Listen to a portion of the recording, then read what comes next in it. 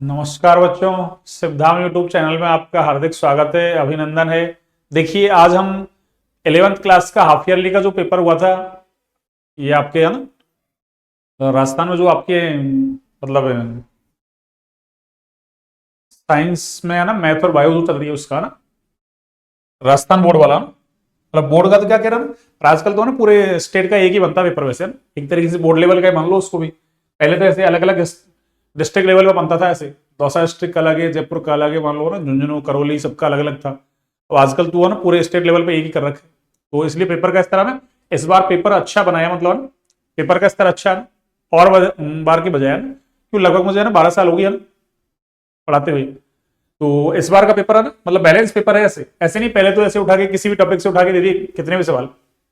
इस बार बैलेंस से पेपर है ना, तो देखिए हम इसको सॉल्व करते हैं बिल्कुल, और ऐसे नहीं है ना केवल आंसर आंसर बता दिए आपको, हम विद कंसेप्चुअल इसको सॉल्व करते हैं, ताकि आप आगे आने वाले समय में 12th क्लास की तैयारी करेंगे तो फिर आपको ना क्या अप्रोच काम में लेनी है, किस तरीके से आपको क्वेश्चन सॉल्व करने हैं, ठीक है ना, उसका तरीका मैं आपको बता रहा हूं।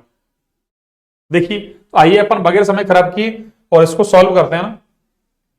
सबसे पहला क्वेश्चन देखो, सबसे पहले देखो बोर्ड एग्जाम में भी आपको ना ये पैटर्न फॉलो करना है। कौन सा? ये वाला देखो। तो आपके एक तो पेपर में आपको क्या लिखना है, एक तो देखो रोल नंबर लिखने हैं आप। सबसे पहले पेपर जब भी आएगा 12th क्लास में भी आपको रोल नंबर लिखवाता है ऐसे।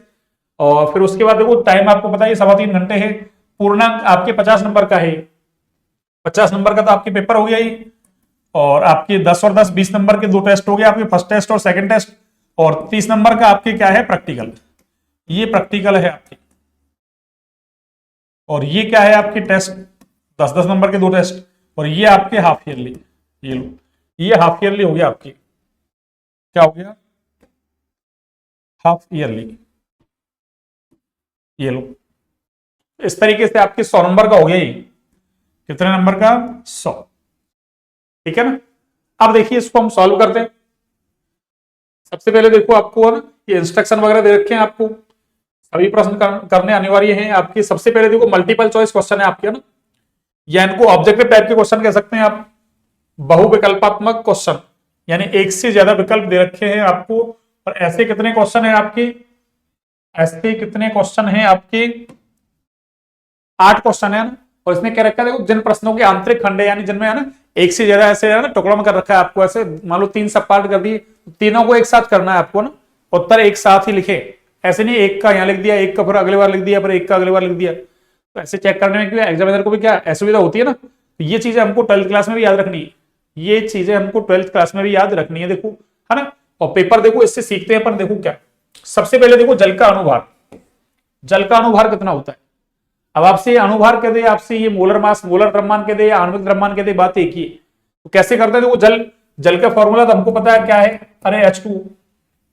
और H2O है तो देखो यार इसका अनुभार कैसे निकालोगे, कितने हाइड्रोजन हैं? 2। और एक हाइड्रोजन का परमाणु भार कितना होता है? 1। मैंने मल्टीप्लाई कर दिया। प्लस ऑक्सीजन कितना है? 1। और 1 को मैंने मल्टीप्लाई कर दिया कितने से? ऑक्सीजन का परमाणु भार कितना है? 16। तो ये 2 + 16 कितना हुआ? अरे 18। तो इसका अनुभार कितना हो जाएगा? 18। तो 18 कहां रहा है? ये तो 16 है, ये नहीं होगा। 18 ये रहा हमारा, 20 भी नहीं होगा, और ये 2 भी नहीं होगा। ठीक है, आगे देखिए अगला क्वेश्चन कैसे सॉल्व करते हैं। देखिए ये मैंने बताया था, ये 12th क्लास के लिए भी इंपॉर्टेंट है, ये 11th क्लास के लिए ही नहीं, ये क्वेश्चन 12th क्लास के लिए भी इंपॉर्टेंट है आपको, अगले साल भी आपको याद रखना है। क्यों? मोलंस आपके भी है, मोलंस उनके भी है। तो मोलंस इसने पूछा है, मोलंस की इकाई है। अरे मोलंस बराबर कैसे निकालते हैं अपन? मोलंस जिसका भी निकालना है तो खुद के मोल अपन टोटल मोल, तो ऊपर मोल नीचे मोल, मोल से मोल कट गया। क्या आया? मात्रक रहित राशि है, मात्रकहीन, मात्रक रहित, यूनिटलेस। तो कौन सा हो जाएगा? यूनिटलेस। इंपॉर्टेंट है। मोलंस की इकाई क्या है? अरे ये कैसा है? मात्रकहीन, यानी इसका कोई मात्रक नहीं है। आगे देखिए अगला क्वेश्चन।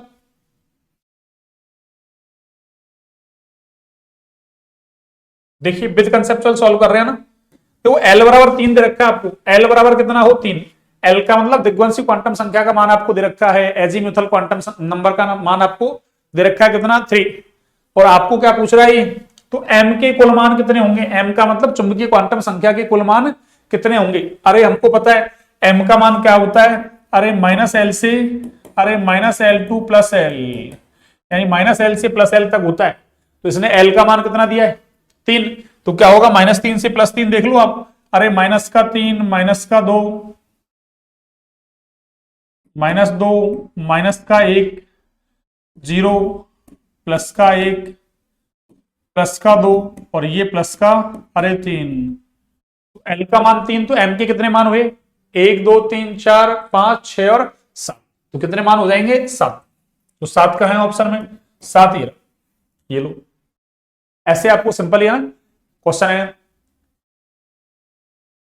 कि एम का मान निकालना है, तो चाहो तो आप फॉर्मूले से भी निकाल सकते हो, 2l+1 2l+1, यानी किसी भी उपकोष में कक्षक कितने होंगे, क्यों m किसको बताता है कक्षक को, l किसको बताता है उपकोष को, तो किसी भी उपकोष में कितने कक्षक होंगे, तो आप चाहें तो ये फॉर्मूला भी लगा सकते हैं, आप चाहें तो आप इसकी जगह, अरे इसकी जगह बच्चों आप ये फॉर्मूला भी लगा सकते हैं, कौन सा, अरे 12+1, किसी भी उपकोष में कितने कक्षक होंगे 12+1, तो l कितना है, अरे 3, तो 2 × 3 + 1 कितना हुआ 7।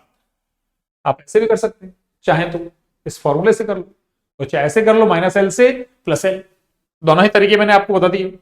आगे देखिए क्वेश्चन,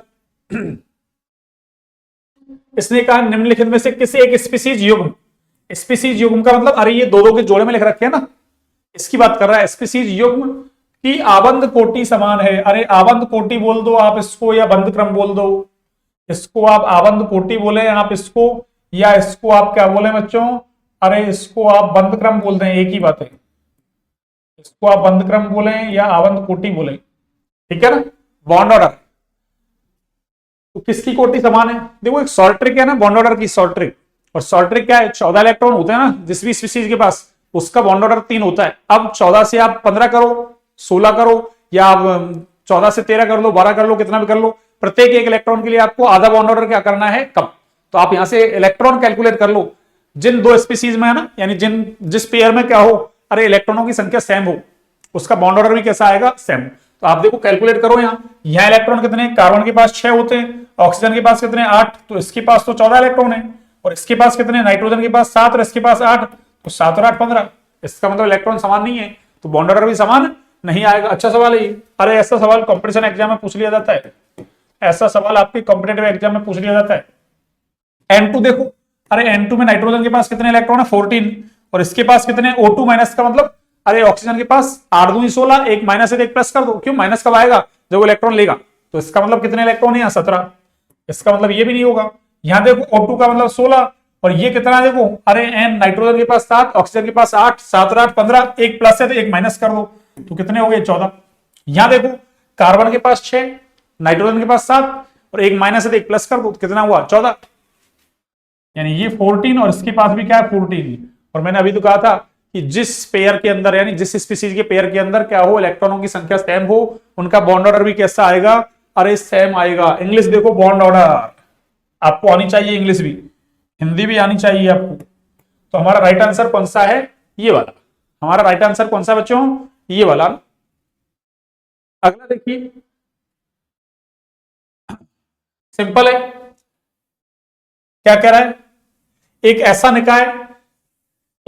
निकाय जिसमें उसके परिवेश के साथ ऊर्जा का विनिमय तो होता है लेकिन द्रव्य का नहीं होता। अरे ऊर्जा और द्रव्य दोनों का होता है, वो तो आपके ओपन सिस्टम होता है, खुला निकाय। अरे ये ओपन सिस्टम में तो क्या है, ऊर्जा का भी हो और किसका, अरे बच्चों द्रव्य का भी हो, तब तो खुला निकाय है। और बंद में क्या होता है, अरे ऊर्जा का तो हो, ऊर्जा का विनिमय तो हो पर द्रव्य का विनिमय नहीं हो। इस आधार पर निकाय को 3 भागों में बांटा था। तो ये हमसे ये तो पूछा है, ऊर्जा का हो लेकिन द्रव्य का अरे नहीं हो तो कौन सा निकाय है, वो बंद निकाय। और एक कौन सा निकाय है आपके पास, विलगित निकाय। और विलगित कैसा होता है, अरे ना तो ऊर्जा का विनिमय हो और ना ही किसका हो बच्चों, अरे द्रव्य का विनिमय हो। तो वो निकाय कैसा है, अरे विलगित निकाय, आइसोलेटेड सिस्टम। कौन सा सिस्टम, आइसोलेटेड सिस्टम, विलगित निकाय। इस तरीके से हमने क्वेश्चंस कर ली 5। अभी तो फर्स्ट के 5 हैं ये लीजिए। अगला देखिए, विद कंसेप्चुअल सॉल्व कर रहे हैं, ऐसे नहीं केवल आंसर टिक लगा दिए। बहुत कुछ चीजें सीखने को मिलेंगी आपको ना, बहुत सारी चीजें एक्स्ट्रा सीखने को मिलेंगी आपको, चाहे आप किसी भी स्कूल से पढ़े ना। देखिए, हाँ जी, आगे क्या करा है, स्वतः प्रवर्तित प्रक्रम के लिए, किसके लिए, स्वतः प्रवर्तित, अरे अपने आप हो जाए उस प्रक्रम के लिए डेल्टा जी का सही मान है। अरे ऐसा प्रोसेस जो अपने आप हो जाए या एक बार उसको इनिशिएट कर दें, प्रारंभ कर दें, स्टार्ट कर दें, तो फिर उसको कंडीशंस देते रहें, जो भी कंडीशन चाहिए उसको ना, फेवरेबल कंडीशन, तो वो होता रहे, तो वो कंडीशन, वो जो प्रोसेस है वो कैसा कहलाएगा, आपके स्वतः प्रवर्तित स्पॉन्टेनियस प्रोसेस। जैसे मान लो, अरे बारिश हुई, पानी ऊंचे तल से नीचे तल की और अपने आप चला गया, लेकिन टंकी में ऊपर पानी चढ़ाना, छत के ऊपर टंकी रखी हुई है, अपने आप नहीं चढ़ेगा, मोटर चलाओ तो चढ़ेगा, या खुद ले जाके चढ़ाओ। ऐसे मान लो जैसे कोयला है, अपने आप थोड़ी चलेगा, उसको एक बार जला दो, फिर आप क्या करो, ऑक्सीजन की सप्लाई करते रहो बस, तो क्या करेगा, कोयला जलता रहेगा। तो वो भी कैसा है, स्वतः प्रवर्तित प्रक्रम, जो ऐसा प्रक्रम, ऐसा प्रोसेस जो अपने आप हो जाए, या उसको एक बार इनिशिएट कर दिया जाए और फिर उसके बाद फेवरेबल कंडीशन दी जाए, अनुकूल, है ना, जो भी उसको चाहिए शर्तन, वो कंडीशंस दे दी जाए, तो फिर वो अपने आप होता रहे, वो स्वतः प्रवर्तित कहलाता है। और इसके लिए हमको पता, डेल्टा जी का मान कैसा होना चाहिए, अरे नेगेटिव होना चाहिए। कैसा होना चाहिए, नेगेटिव, पॉजिटिव नहीं। अरे पॉजिटिव में तो कैसा हो जाएगा बच्चों, अरे अस्वतः प्रवर्तित हो जाएगा। कैसा हो जाएगा, अस्वतः प्रवर्तित, अस्वतः प्रवर्तित। ये लो, डेल्टा जी जीरो, ये किसके लिए होता है, अरे जब अभिक्रिया कैसी हो, साम्यावस्था में हो, या कह दो जब प्रोसेस कैसा हो, इक्विलिब्रियम में हो, साम्यावस्था में हो, तो डेल्टा जी जीरो का मतलब साम्यावस्था। ठीक है ना। आगे देखो, निम्नलिखित में से लुईस अम्ल है, अरे लुईस अम्ल पूछ रहा है, तो लुईस अम्ल कौन होता है, लुईस के अकॉर्डिंग क्या, जो लोन पेयर देता है वो क्षार, और जो लोन पेयर ग्रहण करता है वो अम्ल। अब लोन पेयर ग्रहण कौन करेगा, अरे जिसके पास क्या हो, अरे जिसके पास इलेक्ट्रॉनों की कमी हो, मींस अरे जिसके केंद्रीय परमाणु का अष्टक पूरा नहीं हो, वो क्या करेगा, लोन पेयर लेगा। तो यहां से देखो, अरे BF3, इस BF3 को देखो, इसकी शकल को, अरे इसकी शकल को देखो आप, BF3 ऐसा होता है, अरे BF3 ऐसा होता है बच्चों। तो यहां से देखें यदि हम, तो एक बॉन्ड का मतलब कितने, अरे 2 इलेक्ट्रॉन, भाई एक संयोजक बंद 2 इलेक्ट्रॉनों के सादे से बनता है ना। तो यहां से देखो, अरे इस बॉन्ड में कितने इलेक्ट्रॉन, 2, इसमें भी कितने, 2, इसमें भी कितने, 2। इसका मतलब बोरॉन के पास कुल इलेक्ट्रॉन कितने, अरे 6। अष्टक पूरा नहीं है, तो ये क्या कर सकता है, लोन पेयर ले सकता है, लोन पेयर का मतलब 2 इलेक्ट्रॉन, अष्टक पूरा हो जाएगा। इसका मतलब लुईस अम्ल कौन है, अरे ये ही लुईस अम्ल है। आगे तो देखो, कोई सा भी उठा के देख लो, अरे ऑक्सीजन के पास क्या है, 2 लोन पेयर होते हैं भैया ना। अरे ऑक्सीजन के पास बच्चों कितने लोन पेयर होते हैं, अरे 2 लोन पेयर होते हैं, तो इसका तो अष्टक पूरा है, ये तो लोन पेयर दे सकता है, ये तो लुईस क्षार है। यहां देखो अमोनिया, अमोनिया में भी नाइट्रोजन के पास कितने, अरे 1 लोन पेयर है, इसका भी अष्टक पूरा है, ये भी क्या कर सकता है, लोन पेयर दे सकता है। OH माइनस, अरे OH माइनस में तो पहले से देखो ऑक्सीजन के पास 2 लोन पेयर थे, 1 माइनस का मतलब 1 लोन पेयर और आ गया, अरे 1 लोन पेयर और आ गया एक्स्ट्रा। ठीक है ना, माइनस का मतलब, तो यहां तो 3 लोन पेयर हैं इसके पास, तो इसका मतलब ये भी लुईस क्षार, ये भी लुईस क्षार, ये भी लुईस क्षार। वो क्या है, अरे लुईस अम्ल। एक समझा देता हूं, उसमें से मैं कोई सा भी देखो, अरे जल देख लो, जल, जल ऐसा है देखो आपके पास, और जल के पास क्या है, अरे ऐसे 2 लोन पेयर हैं जल में। ऑक्सीजन के पास कितने लोन पेयर हैं बच्चों, अरे 2 लोन पेयर हैं। कितने लोन पेयर हैं, 2। तो देखो कुल इलेक्ट्रॉन कितने हैं, अरे कुल कितने हैं, 2।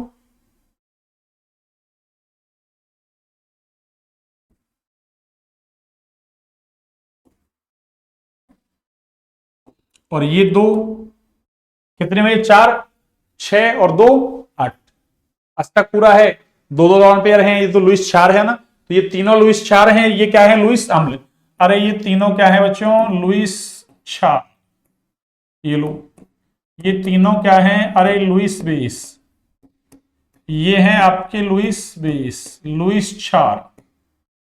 ठीक है ना, ये लुईस क्षार हैं तीनों, वो लुईस एसिड है।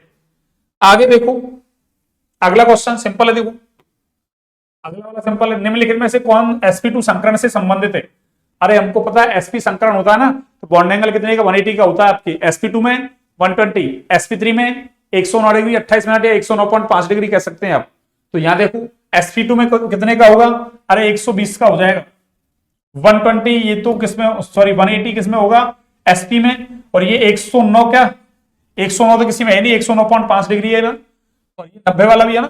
ये मतलब ऐसे डायरेक्ट नहीं है, जैसे अगर उसमें देखें अपन कोई से में ना ये क्या नाम है आपके, जैसे अष्टफलकीय है उसमें सारे 90 के हैं एंगल अष्टफलकीय के अंदर, या फिर हाँ चाहे तो आप ऑक्टाहेड्रल लिख सकते हैं इसमें। और 109 का तो है नहीं, कार्बन में 109.5 डिग्री या 109 डिग्री 28 मिनट का है ना, ठीक है ना। OH का मतलब अरे ऑक्टाहेड्रल, OH कहीं आप समझो नहीं, सर क्या लिख दिया आपने, ऑक्टाहेड्रल, ऑक्टाहेड्रल, ये लो ऑक्टाहेड्रल मींस अष्टफलक।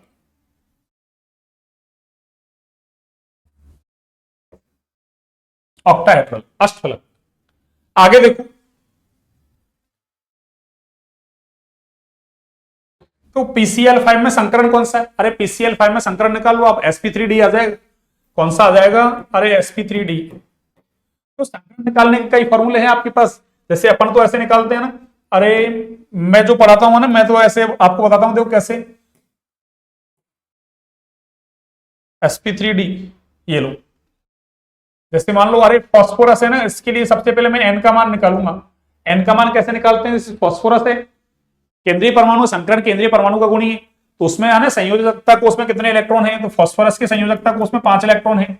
अब फॉस्फोरस के साथ जो क्लोरीन जुड़ा हुआ है ना, वो कैसा है, एक संयोजी है या मतलब द्विसंयोजी त्रिसंयोजी कैसा है, तो हमको केवल एक संयोजी काउंट करना होता है। तो क्लोरीन कैसा है, एक संयोजी, HFCl Br, ये कैसे हैं, एक संयोजी हैं। ऑक्सीजन द्विसंयोजी, नाइट्रोजन कैसा है, त्रिसंयोजी, HFCl Br, 5 हो गए, 5 कैसे, एक संयोजी, तो एक संयोजी लेने हमको, इसके ऊपर कोई प्लस माइनस चार्ज नहीं है तो मैंने 0 कर दिया, अपॉन 2, तो 5 और 5 कितने, 10, 10/2 मीन्स n का मान 5, और n का मान अगर 5 आता है तो संकरण कौन सा होता है बच्चों, sp3d।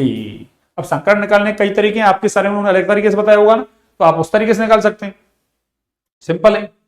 ये देखो हाइड्रोजन आयन यानी H+ के ऋणात्मक लघुगणक को, अरे नेगेटिव लॉगरिथम, हाइड्रोजन आयन की सांद्रता का ऋणात्मक जो लघुगणक है वो क्या कहलाता है, अरे पीएच कहलाता है।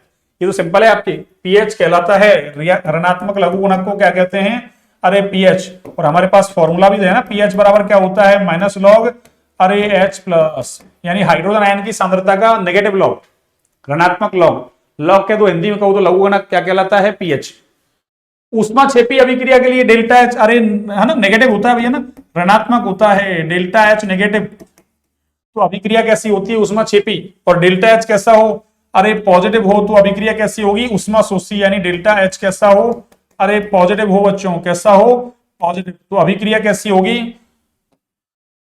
अरे अभिक्रिया कैसी होगी, ऊष्माशोषी। तो ये तो आपको याद रखना है, काम आएगा बहुत, ठीक है ना। अगला देखिए 0.0052 में कुल सार्थक अंक, अच्छा सवाल है, अच्छा सवाल है, एनसीईआरटी में दे रखा है, ऐसे कैसे,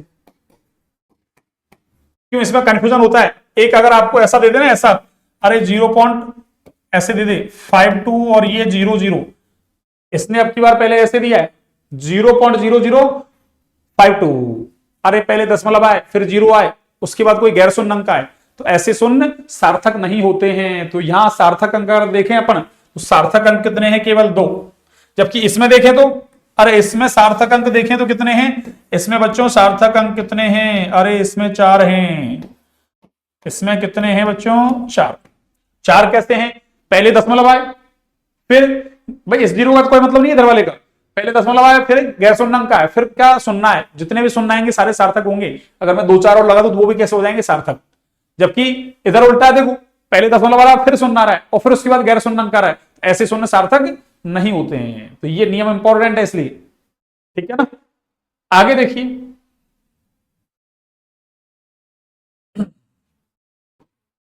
इसने कहा ग्लूकोज अणु का आणविक द्रव्यमान यानी मॉलिक्यूलर मास, और एक कह रहा है मूलानुपाती द्रव्यमान, अरे इंपेरिकल मास कितना है। तो ग्लूकोज क्या होता है, अरे ग्लूकोज होता है ये C6H12O6, ये क्या है आपका ग्लूकोज। और ये ग्लूकोज का क्या है, अरे ये अणुसूत्र है बच्चों ना, ये ग्लूकोज का क्या है, अरे अणुसूत्र, ये ग्लूकोज का अणुसूत्र है। और अणुसूत्र से जो निकालते हैं ना अपन, वो अणुभार आता है, या आणविक द्रव्यमान कह दो अणुभार कह दो, एक ही बात है। आणविक द्रव्यमान बोल दो, अणुभार पीछे अणुभार लिखा था इसने, ठीक है ना। आणविक द्रव्यमान बोलो, अणुभार बोलो, मोलर द्रव्यमान बोलो, कोई दिक्कत नहीं, मैथमेटिकल वैल्यू सेम है। तो क्या कहेंगे अपन, अरे इसका आणविक द्रव्यमान मीन्स अणुभार कितना है, इसका अणुभार बच्चों कितना है। अरे वैसे कैलकुलेट करो तो कर लो, और नहीं तो डायरेक्ट 180 होता है। कितना, 180 देख लो। अरे 6 कार्बन है, मैं कर देता हूं चलो। एक कार्बन का परमाणु भार 12 प्लस 12 हाइड्रोजन, एक का कितना है 1 प्लस 6 क्या है ऑक्सीजन, एक का कितना होता है 16, और इन सबको आप ऐड करेंगे तो ये कितना हो गया 72 प्लस 12, अरे प्लस 96, और इसको आप ऐड करेंगे तो ये कितना हो जाएगा बच्चों, अरे 180। तो इसने कहा एक तो आणविक द्रव्यमान, तो आणविक द्रव्यमान कह दो, अणुभार कह दो। अरे इसको आप आणविक द्रव्यमान बोले, अणुभार बोले, एक ही बात है ये बच्चों, एक ही बात है, आणविक द्रव्यमान। ठीक है ना, आप आणविक द्रव्यमान बोले, अणुभार बोले, एक ही बात है।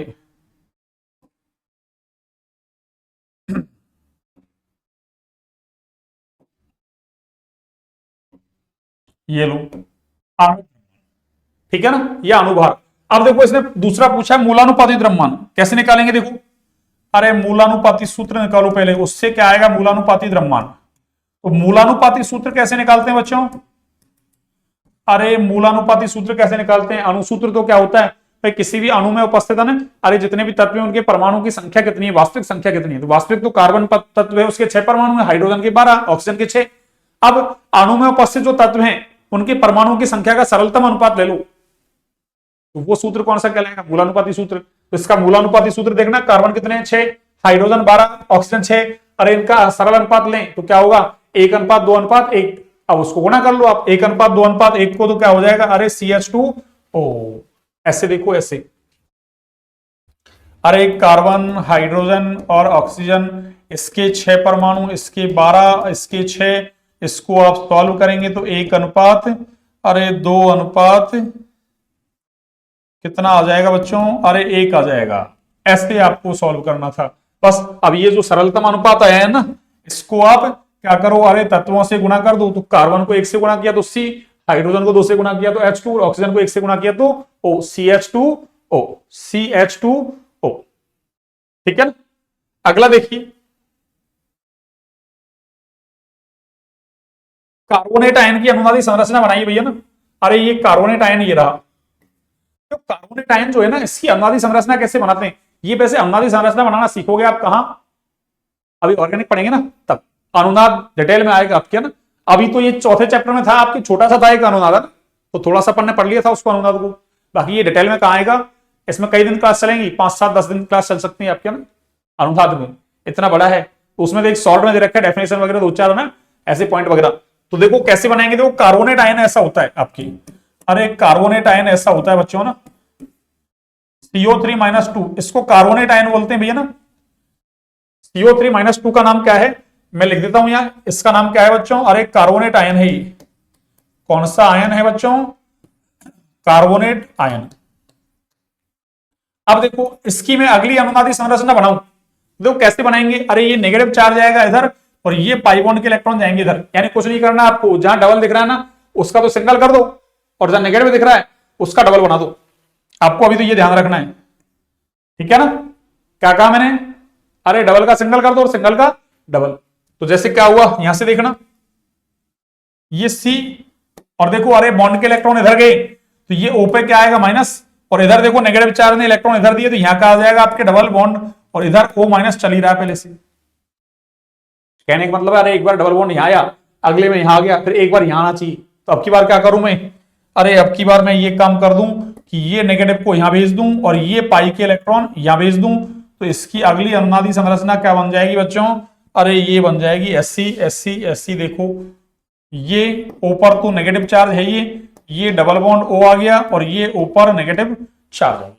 अभी आपकी ज्यादा समझ में नहीं आएगी ना, आपको तो ये ध्यान रखना है एक बार डबल बॉन्ड यहां है ना, अगले में एक बार यहां बढ़ाना है, अगले में एक बार यहां बढ़ाना है, बस एक बार डबल यहां बढ़ाओ, डबल यहां बढ़ा दिया, डबल वहां बढ़ा दिया, और बाकी दो तो ऐसे सिंगल चल ही रहे हैं नेगेटिव वाले, सिंगल नेगेटिव ऑक्सीजन पे, बस ऐसे बनानी है आपको। इसकी कितनी 3 अनुनादी संरचनाएं बढ़ जाएंगी, है ना। ये कौन सी संरचनाएं हैं, अरे ये तीनों की तीनों कौन सी हैं बच्चों, ये अनुनादी संरचनाएं हैं। मैं यहां लिख देता हूं, ये कौन सी संरचनाएं हैं बच्चों, अनुनादी संरचनाएं। ये लो,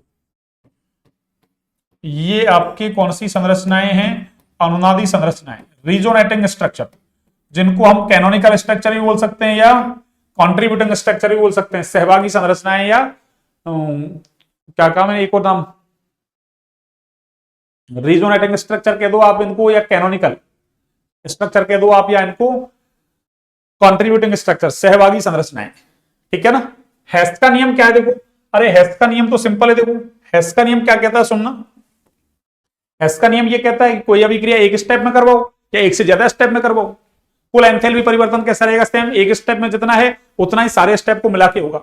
अरे जितना एक स्टेप का है ना उतना ही सारे स्टेप को मिला के आपके क्या होगा, एंथैल्पी में चेंज। यानी कहने का मतलब ये है, अरे हेस्ट का नियम देखो ये कहता है, चलिए हेस्ट का नियम यहां देख लेते हैं, फिर वो आगे वाले सवाल आगे ले लेंगे ना। देखो अरे एक अभिक्रिया मान लो ए से डी बन रहा है, और एक क्या हो रहा है, ए से पहले बी बना और बी से पहले सी बना और फिर सी से क्या बना, अरे डी बना, सी से क्या बना बच्चों, अरे डी बना।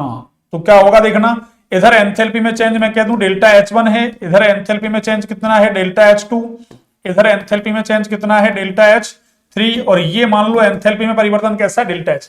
ये एक स्टेप में, ये 3 स्टेप में है, तो ये क्या कह रहा है, जितना एंथैल्पी चेंज एक स्टेप में होगा उतना ही तीनों स्टेप को मिला के होगा, यानी कुल एंथैल्पी परिवर्तन कैसा रहेगा, समान। इसीलिए हेस्ट का जो नियम है ना, इसको ना हेस्ट का स्थिर ऊष्मा संकलन का नियम भी कहते हैं इसको। तो यहां से क्या लिख सकता हूं मैं, डेल्टा H बराबर क्या होगा बच्चों, अरे delta H1 plus delta H2 plus delta H3, यानी कोई अभिक्रिया एक स्टेप में हो या एक से ज्यादा स्टेप में हो, कुल एंथैल्पी परिवर्तन कैसा रहता है, हमेशा समान। ये बात आपको ध्यान रखनी है। ठीक है, अगला देखो, अगला ये तो देखो सिंपल है, ये वाला देख लो, अरे इलेक्ट्रॉनिक विन्यास वाला देख लो। तो इसका इलेक्ट्रॉनिक विन्यास क्या है, सामान्य इलेक्ट्रॉनिक विन्यास मैं लिख देता हूं यहां से। ये तो देखो डी ब्लॉक का पूछा ना आपसे, डी ब्लॉक वाला, अरे आपको डायरेक्ट याद रखना है n-1 डी 1 to 10, और ये क्या होगा ns 1 to अरे 2। कहने का मतलब ये है, क्या है बच्चों, कहने का मतलब अरे ये है कि n-1 डी 1 to 10, यानी ds से एक कम होगा, जैसे 3d 4s, तो 4s से एक कम हो गया ना, ऐसे 5s 4d 6s 5d, तो ds से क्या है एक कम, तो n-1 डी 1 to 10 का मतलब एक कम से कम एक इलेक्ट्रॉन आ सकता है, ज्यादा से ज्यादा डी के अंदर 10 इलेक्ट्रॉन, और s में या तो एक इलेक्ट्रॉन होगा या 2 इलेक्ट्रॉन होंगे। इंपॉर्टेंट है। आगे देखो हमारे पास बच रहा है एक, ये इसको सॉल्व करते हैं ना, एक ऊष्मागतिकी का द्वितीय नियम, इसको देख लेते हैं। इसके लिए मैं एक नया पेज ले लेता हूं ना, इसके लिए मैं एक नया पेज ले लेता हूं आपके, देखिए क्या है नया पेज, सुनिए ऐड करता हूं मैं इसमें। और क्वेश्चन क्या है अपने पास, क्वेश्चन है आपके पास 6th, और 6th किसका है ये, अरे थर्ड का 6th है, थर्ड का 6th अति लघुत्तरात्मक प्रश्न है। तो थर्ड का 6th question number 3, question number 3, और इसका कौन सा पार्ट है बच्चों, अरे 6th पार्ट है ये लो। हाँ जी, 0.1 m NaOH विलयन का पीएच क्या है, 0.1 m NaOH विलयन का पीएच, विलयन का पीएच, ठीक है ना। अरे ये हमको निकालना है, ठीक है ना। अब देखो अरे 0.1 m को मैं ऐसे लिख सकता हूं बच्चों, देखो अरे 0.1 m को मैं ऐसे लिख सकता हूं 10⁻⁻1 m, ऐसा मैं लिख सकता हूं, अरे ऐसा मैं इसको लिख सकता हूं बच्चों ना, क्यों, दशमलव को हटाओ नीचे क्या होगा, अरे दशमलव की जगह एक अंक के देख 0, नीचे 10 हो गया, यानी 10 का मतलब 10⁻1, ऊपर जाएगा तो 10⁻⁻1। तो यहां से अगर मैं देखूं तो OH आयन की कंसंट्रेशन कितनी है भाई, अरे OH आयन की कंसंट्रेशन कितनी है बच्चों, अरे OH आयन की कंसंट्रेशन है आपकी कितनी, 10⁻⁻1, क्यों, अरे ये एक Na प्लस देगा, एक OH माइनस, तो जितनी कंसंट्रेशन होगी ना उतनी ही आयनों की कंसंट्रेशन होगी, Na प्लस की भी इतनी और OH माइनस की भी इतनी, क्योंकि एक एक ही दे रहा है। और हमको पता है ना, मैं POH निकालूंगा, अरे POH निकालता हूं मैं, तो POH क्यों, अरे क्षार जो है ना, क्षार NaOH क्षार है, क्षार के लिए सीधा pH नहीं निकलेगा, कहीं आप फॉर्मूला लगा दो minus log H plus, H plus है नहीं, या तो OH माइनस है, तो पहले क्षार के लिए POH निकालते हैं। तो POH निकालेंगे तो फॉर्मूला क्या है, अरे माइनस लॉग OH आयन की कंसंट्रेशन, रखो यहां से, अरे माइनस का लॉग और देखो पीएच का सवाल ऐसा है, कोई सा कंपटीशन एग्जाम हो उसमें जरूर आता है पीएच का सवाल, इंपॉर्टेंट है पीएच। तो देखिए यहां से तो माइनस लॉग OH माइनस कितना है, अरे 10 की घात माइनस 1। और देखो जब भी लॉग को सॉल्व करते हैं ना, लॉग x की पावर n, तो पावर आगे आ जाती है। तो देखो पावर को आगे लाऊंगा, पावर तो माइनस 1 है ना, माइनस और आगे माइनस चला तो माइनस माइनस प्लस, तो ये क्या हो जाएगा, अरे 1 log 10, और log 10 का मान 1 होता है भैया ना, तो ये POH कितना आ गया, अरे 1 आ गया। क्यों, चूंकि log 10 का मान कितना है बच्चों, अरे 1 रखो तो ये पूरा 1 ही तो बन गया, तो ये POH आया है। अब मैं फॉर्मूला लगाऊंगा क्या, PH प्लस POH, अरे बराबर क्या होता है बच्चों, ये फॉर्मूला आपको लगाना है, PH प्लस POH बराबर क्या होगा, अरे 14 रखो यहां से, PH बराबर क्या होगा, POH कितना है, अरे POH 1 है आपके, बराबर 14, तो PH कितना हो जाएगा, अरे 13, PH कितना हो जाएगा बच्चों, 13 हो जाएगा, अरे कितना हो जाएगा 13, ठीक है ना, PH हो जाएगा आपकी 13, 0.1 mNaOH विलियन का PH कितना हो गया 13।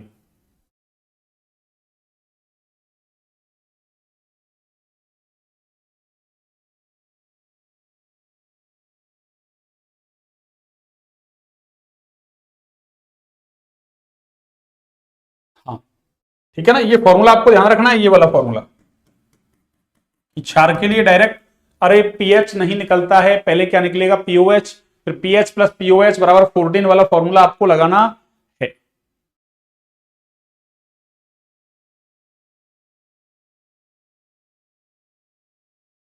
ये लो, आगे देखिए, ये हो गया उष्मा गतिकी का डी ब्लॉक का, मैंने लिखी दिया आपको, हेस का नियम बता दिया मैंने, उष्मा गतिकी का, अरे एक ये हो रह गया भैया, अच्छा बीच में रह गया सवाल, अच्छा एक तो क्रोमियम का इलेक्ट्रॉनिक विन्यास देखो, एक तो ये रह गया, अच्छा बीच में रह गया सवाल है ना, चलिए कोई बात नहीं। तो एक तो क्रोमियम वाला है, एक परमाणु क्रमांक 104 का आईयूपीएसी नाम, और ये अपन ने कर ही लिया ना, 2 सवाल और हैं, इधर ही कर लेते, इधर ही कर लेते।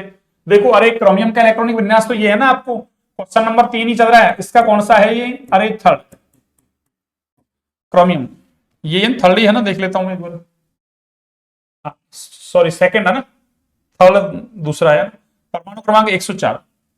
चलो परमाणु क्रमांक 104 का आईयूपीएसी नाम क्या लिखोगे, अरे इसमें तो सिंपल काम करते हैं ना अपन, क्या करते हैं, एक के लिए आप कौन सा शब्द लिखेंगे, अरे ऐसे है ना, परमाणु क्रमांक 100 के बाद वाले तत्वों के आईयूपीएसी नाम लिखते हैं ना, 3 वर्ण क्रमों में लिखते हैं अपन, तो प्रत्येक लेटर के लिए क्या होता है, अरे एक वर्ण क्रम होता है, जैसे 1 के लिए अन, 0 के लिए नील, 4 के लिए क्वाड, 5 के लिए है ना, ऐसे पेंट है, 6 के लिए हेक्स है, इस तरीके से। तो 1 के लिए अन लिखते हैं, 0 के लिए क्या लिखते हैं नील, और 4 के लिए बच्चों क्या लिखते हैं, अरे क्वाड। तो प्रत्येक अंक के लिए अपन ने क्या लिख दिया, एक ये मतलब 0 से लेकर 9 तक के अंक होते हैं ना, उनके लिए अपन ऐसा ना एक सिंबल लिखते हैं, ऐसा एक सिंबल लिखते हैं, जैसे 0 के लिए नील है, 1 के लिए अन, 2 के लिए बाई, इस तरीके से, और सबसे अंत में क्या जोड़ते हैं, ईएम, ठीक है।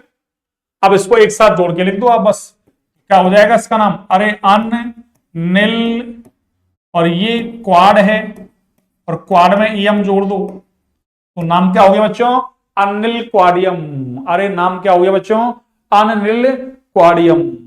अब यदि इसका मुझे क्या लिखना है, जो फर्स्ट लेटर है ना उसको आप है ना, उसको कैपिटल लिख लिया करो ना, फर्स्ट लेटर को कैपिटल,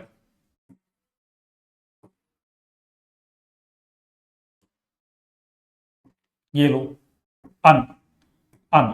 अब इसका मुझे सिंबल लिखना हो ना, सिंबल, तो सिंबल कैसे लिखेंगे, अरे प्रत्येक लेटर से क्या करो, फर्स्ट को उठा लो ना, अरे प्रत्येक जो अपन ने पूर्वांक लिखा है ना, इससे फर्स्ट लेटर उठा लो, तो फर्स्ट क्या है यू, तो पहला कैपिटल लिखना है, बाद वाले कैसे लिखने हैं, अरे स्मॉल, तो क्या हो गया इसका सिंबल UNQ, जैसे हाइड्रोजन का सिंबल H है, ऐसे इसका ना परमाणु क्रमांक 100 के बाद वाले तत्वों के सिंबल लिखते हैं ऐसे 3 लेटर में है ना, 3 लेटर के अंदर, कितने लेटर के अंदर, 3 लेटर के अंदर। आगे देखिए अगला क्या है, एक क्रोमियम का इलेक्ट्रॉनिक विन्यास लिखना है, ये सेकंड वाला है, ये लो लिख दो। अरे क्रोमियम का इलेक्ट्रॉनिक विन्यास तो सिंपल है आपकी, ये क्रोमियम का इलेक्ट्रॉनिक विन्यास कैसे लिखोगे आप, अरे आर्गन लिख दो आप चाहो तो, आर्गन 18, और एक क्या है 3d5 4s, अरे 1, ऐसे लिख लो चाहो तो आप, और चाहो तो ऐसे पूरा लिखना चाहो तो पूरा लिख लो आप, अरे ऐसे देखो 1s2 2s2 2p6 3s2 3p6 और आपके क्या हो गया ये, अरे 3d5 और 4s1, ये लो हो गया ना, 2 4 10 12 18 5 23 और 1 24। क्रोमियम का परमाणु क्रमांक 24। अरे क्रोमियम अपवाद है भी है ना, इसको ध्यान रखें बिल्कुल, अब इसको ध्यान रखें, क्रोमियम क्या है बच्चों, अपवाद है, एक्सेप्शन।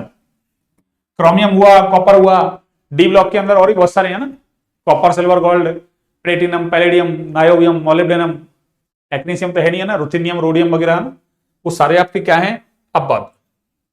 ये लीजिए, अब कोई बचा थोड़ी ना है, ग्लूकोज हो गया, इसका हो गया, इसका हो गया, इसका हो गया, इसका हो गया, इसका हो गया, ये हो गया, ये हो गया, सारे हो गया ना। आगे देखिए, अगला क्वेश्चन नंबर 4 देखिए, इसको कैसे करेंगे, सुनिए आप, मेंडलीव का आवर्त नियम लिखिए और मेंडलीव के आवर्त सारणी के दोष। तो सिंपल है, मैं इसको वैसे ही बोल देता हूं आपको, देखो एक तो दोस्त तो क्या है इसका, भाई इसका आवर्त नियम तो ये है ना कि तत्वों के भौतिक और रासायनिक गुणधर्म परमाणु भार के आवर्ती फलन होते हैं। मेंडलीव ने परमाणु भार को क्राइटेरिया लिया था। अरे मेंडलीव ने किसको क्राइटेरिया लिया था बच्चों, अरे इस मेंडलीव ने परमाणु भार को क्राइटेरिया लिया था, यानी तत्वों के वर्गीकरण का आधार क्या लिया था इसने, परमाणु भार, और इसीलिए असफल हो गया था कौन, मेंडलीव। लेकिन आवर्त सारणी का जनक कौन है, मेंडलीव। अरे आवर्त सारणी का जनक, ये फादर ऑफ है ना पीरियोडिक टेबल कहलाता है। अरे आवर्त सारणी का जनक, फादर ऑफ पीरियोडिक टेबल, यानी आवर्त सारणी का जनक कहें तो वो कौन है, अरे मेंडलीव ही है भैया ना, क्योंकि इसने तत्वों को सबसे पहले सारणी के रूप में व्यवस्थित किया था। इससे पहले वाले साइंटिस्ट थे जैसे डोवेराइन, न्यूलैंड वगैरह थे, प्राउड वगैरह थे, उन्होंने ऐसा कोई काम नहीं किया, ठीक है ना। अब सुनिए, इसके दोस्त तो बहुत सारे हैं, जैसे हाइड्रोजन का स्थान निश्चित नहीं है, हीलियम का भी स्थान निश्चित नहीं है। एक लेंथेनाइड एक्टिनाइड को सारणी से है ना नीचे रख दिया, उसके सारणी के पैदे में। एक समान गुणधर्म वाले तत्वों को क्या कर दिया इसने, अलग अलग कर दिया था, अलग अलग गुणधर्म वाले तत्व थे उनको एक साथ रख दिया। इस तरीके से इसकी कई सारी कमियां हैं ना। एक परमाणु भार के आधार पर कुछ तत्व थे उनको ना गलत स्थान पर रख दिया इसने, जैसे वो एग्जाम्पल दो तो आर्गन पोटेशियम, तो परमाणु भार किसका, आर्गन का कम है, पोटेशियम का ज्यादा है, सॉरी आर्गन का ज्यादा पोटेशियम का कम है, तो इसके हिसाब से पहले पोटेशियम आना चाहिए फिर आर्गन आना चाहिए, और इसने पहले आर्गन को रख दिया फिर पोटेशियम को रख दिया। ऐसे कोबाल्ट निकल टेलुरियम आयोडीन, इनके बीच भी ऐसा ही है ना। तो इस तरीके से कई सारी इसकी कमियां हैं। आगे देखो, ये सवाल अच्छा है, ये वाला सवाल, अरे ये वाला सवाल अच्छा है, तत्व जिनका बाह्य इलेक्ट्रॉनिक विन्यास निम्नलिखित है, इसका स्थान आवर्त सारणी में बताइए। अच्छा सवाल है, आवर्त सारणी में स्थान का मतलब है कौन से आवर्त में आ रहा है, वो कौन से वर्ग में आ रहा है। तो देखिए पहला वाला देखो, NH2NP4, जहां n का मान क्या रखा है इसने, अरे n का मान 3 रखा है, इसका मतलब n का मान 3 रखो इसके लिए, तो ये क्या हुआ, अरे 3s2 3p4 और 3s2 3p4, अरे ये किसका इलेक्ट्रॉनिक विन्यास है, ये सल्फर का इलेक्ट्रॉनिक विन्यास है भैया ना। अरे किसका बच्चों, सल्फर का, अरे सल्फर का इलेक्ट्रॉनिक विन्यास है, किसका, सल्फर का ये इलेक्ट्रॉनिक विन्यास है संयोजकता कोष का। और सल्फर कहां आता है, देखो अरे सल्फर कहां आता है, ऐसे पढ़ते हैं हम, ऑल्ड स्टाइल से टीपो, अरे ऑल्ड स्टाइल से अरे टीपो। और देखो पहले हाइड्रोजन आता है पहले आवर्त में, हाइड्रोजन हीलियम, फिर लिथियम से लेके नियोन तक 10 तक, फिर सोडियम से लेके आर्गन, और सल्फर कितना है, अरे सल्फर का परमाणु क्रमांक 16 है भैया ना। अरे सल्फर का परमाणु क्रमांक कितना है, 16। इसका मतलब ये कहां आ रहा है, अरे लिथियम, फिर उसके बाद सोडियम, यानी तीसरे आवर्त में आ रहा है ये। तो क्या कहूंगा मैं, अरे इसका आवर्त तो है थर्ड, इसका आवर्त तो है थर्ड, और इसका वर्ग कौन सा है, अरे वर्ग अगर आधुनिक आवर्त सारणी के अकॉर्डिंग देखें तो वर्ग 16 में आता है ना, ये वर्ग 16 के सदस्य हैं, ये ऑल्ड स्टाइल से टीपो, अरे ऑल्ड स्टाइल से टीपो, ये किसके हैं, वर्ग 16 के सदस्य हैं ये। एक कर दिया पूरा अपन ने। दूसरा देखिए, दूसरा ये वाला, अरे ये वाला n का मान 4 रखो तो ये क्या बना, अरे 3d2, और ये क्या है 4s2। अरे n का मान रखो ना, 4 - 1 3, तो 3d2, और ये क्या है 4s2। और ये किसका इलेक्ट्रॉनिक विन्यास है भी, अरे ये इलेक्ट्रॉनिक विन्यास है बच्चों किसका, अरे ये टाइटेनियम का इलेक्ट्रॉनिक विन्यास है, किसका, टाइटेनियम का, और टाइटेनियम का परमाणु क्रमांक है 22। इसका मतलब वहां तो 18 तक आ रहे हैं, फिर 19 पोटेशियम, फिर कैल्शियम 20, फिर स्कैंडियम 21, टाइटेनियम 22। इसका मतलब हलीना की यानी चौथा आवर्त, तो इसका आवर्त तो है 4, अरे इसका आवर्त तो है बच्चों 4, और इसका वर्ग कौन सा है, अरे वर्ग कौन सा है, पोटेशियम, उसके बाद कैल्शियम, फिर स्कैंडियम, फिर कौन सा आ रहा है, अरे फिर कौन सा आ रहा है, टाइटेनियम। तो वर्ग भी कौन सा है इसका, अरे वर्ग भी इसका 4 है, आधुनिक आवर्त सारणी के अकॉर्डिंग, आधुनिक आवर्त सारणी के अकॉर्डिंग, ठीक है ना। अच्छा सवाल था, इस तरीके से आपको आइडेंटिफाई करनी थी।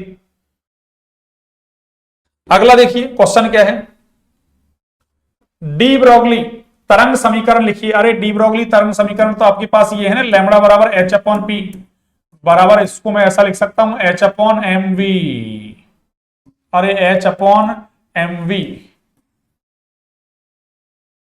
लैम्बडा बराबर एच अपॉन पी बराबर h upon m b, p बराबर क्या है एम बी। क्यों, संवेग बराबर क्या होता है, अरे द्रव्यमान गुणा वेग होता है, चूंकि संवेग बराबर क्या होता है बच्चों, अरे द्रव्यमान गुणा वेग, संवेग बराबर क्या है द्रव्यमान गुणा वेग। अगला देखिए, ये कह रहा है n बराबर 3 में कक्षकों की संख्या, अरे उपकोष में कक्षकों की संख्या पूछे तो 12 + 1, और अगर कोष में कक्षकों की संख्या पूछे अरे तो कितनी होती है बच्चों, अरे n², कितनी होती है n²। क्यों, इलेक्ट्रॉन, अरे किसी भी कोष में अधिकतम इलेक्ट्रॉन 2n² होते हैं ना, एक कक्षक में 2 इलेक्ट्रॉन होते हैं, इसलिए n² को 2 से गुणा कर देते हैं तो 2n² बन जाता है। तो ये क्या है n², रख लो, n बराबर 3 तो रखो, अरे 3 का स्क्वायर कर दो बस, रखो क्या 3 का स्क्वायर करो, तो 3 का स्क्वायर कितना हुआ 9, तो n बराबर 3 में कक्षकों की संख्या कितनी है, अरे 9, कितनी है बच्चों 9। आगे देखिए, अरे H माइनस का मतलब कितना हुआ, इसके पास 2 इलेक्ट्रॉन, अरे हाइड्रोजन के पास 1 इलेक्ट्रॉन होता है, 1 माइनस का मतलब 1 इलेक्ट्रॉन और ऐड कर लो, तो 1 और 1 2, तो कितने हुए, अरे 2 इलेक्ट्रॉन। यहां Na+ के पास कितने हैं भी, अरे Na+ के पास 10 इलेक्ट्रॉन है भैया ना, क्यों 11 होते हैं, पर 1 प्लस है तो 1 माइनस कर दो, क्यों प्लस कब आएगा जब इलेक्ट्रॉन निकालेगा तब, अरे त्यागेगा इलेक्ट्रॉन तब। और यहां कितने हैं, अरे O-2 का मतलब वही 8 और 2 10, ऑक्सीजन के पास 8, O- का मतलब 2 इलेक्ट्रॉन और ले लिए, तो 8 और 2 कितने हो गए, अरे 10 हो गए है ना, कितने हो गए 8 और 2 10। अब 10 वाले का इलेक्ट्रॉनिक विन्यास कैसे लिखोगे, तो 2 वाले का तो ऐसे हो गया ना सिंपल, अरे 2 इलेक्ट्रॉन कैसे भरते हो आप, ऐसे भरते हो 1s2, ये लो 10 भरने, ये तो दोनों की एक ही कहानी होगी दोनों की, अरे दोनों की सेम ही कहानी होगी, वही 1s2 2s2 2p, अरे 6, ऐसे भरोगे आप 10 इलेक्ट्रॉन, ये सिंपल है, थोड़ा सा ऐसे आपको घुमा के पूछ लिया बस इसने ना। आगे देखिए, ये सवाल भी अच्छा, देखो ये सवाल हर कंपटीशन एग्जाम में पूछा जाता है आपकी, अरे ये क्वेश्चन आपके हर कंपटीशन एग्जाम में पूछा जाता है। ये सवाल किससे है आपके, अरे ये सम इलेक्ट्रॉनीय श्रेणी से है भैया ना, सम इलेक्ट्रॉनिक स्पीसीज या सम इलेक्ट्रॉनीय श्रेणी कुछ भी कह दो ना, सम इलेक्ट्रॉनिक श्रेणी किससे है ये सवाल, अरे सम इलेक्ट्रॉनिक श्रेणी से सवाल है ये, किससे भाई, सम इलेक्ट्रॉनिक श्रेणी से सवाल है ये, किससे, सम इलेक्ट्रॉनिक श्रेणी से। और देखो सम इलेक्ट्रॉनिक श्रेणी में क्या होता है, अरे यहां से देखो ये O-2, ये आपके F-, ये क्या है आपके Na+, Mg+2, और ये आपके Al+3, और ये आपके क्या है N-3, ठीक है ना। देखना यहां से, अरे इलेक्ट्रॉन देखो, नंबर ऑफ इलेक्ट्रॉन, अरे नंबर ऑफ इलेक्ट्रॉन की अगर बात करें तो नंबर ऑफ इलेक्ट्रॉन यहां भी 10, यहां भी 10, यहां भी कितने हैं 10 10 10, और इसमें भी 10, ठीक है ना। तो इसने क्या कहा, निम्नलिखित स्पीसीज को आयनिक त्रिज्या के बढ़ते क्रम में व्यवस्थित करवा रहा है, अरे कौन से क्रम में, बढ़ते क्रम में व्यवस्थित करवा रहा है, कोई दिक्कत नहीं है। यहां से अगर मैं नंबर ऑफ प्रोटॉन देखूं, अरे नंबर ऑफ प्रोटॉन का मतलब, नंबर ऑफ प्रोटॉन कैसे निकालते हैं बच्चों, अरे नंबर ऑफ प्रोटॉन कैसे निकालते हैं, जितना परमाणु क्रमांक उतने प्रोटॉन, तो बस इनका परमाणु क्रमांक देखो, ऑक्सीजन का 8 है, इसका 9, इसका 11, इसका 12, इसका 13, और इसका कितना है, अरे 7, इसका कितना है 7। और देखो सम इलेक्ट्रॉनिक श्रेणी में ध्यान रखना, अरे सम इलेक्ट्रॉनिक श्रेणी में अपन है ना, यूं कह सकते हैं सम इलेक्ट्रॉनिक श्रेणी में, अरे सम इलेक्ट्रॉनिक श्रेणी में क्या कह सकते हैं बच्चों, ऐसे कह सकते हैं कि अगर नंबर ऑफ प्रोटॉन बढ़ते हैं, अरे नंबर ऑफ प्रोटॉन बढ़ते हैं तो साइज घटेगा। अरे साइज क्या होगा बच्चों? अरे घटेगा। तो नंबर ऑफ प्रोटॉन किसके पास ज्यादा है? एल्यूमिनियम +3 के पास ज्यादा है, तो इसका साइज सबसे कम होगा।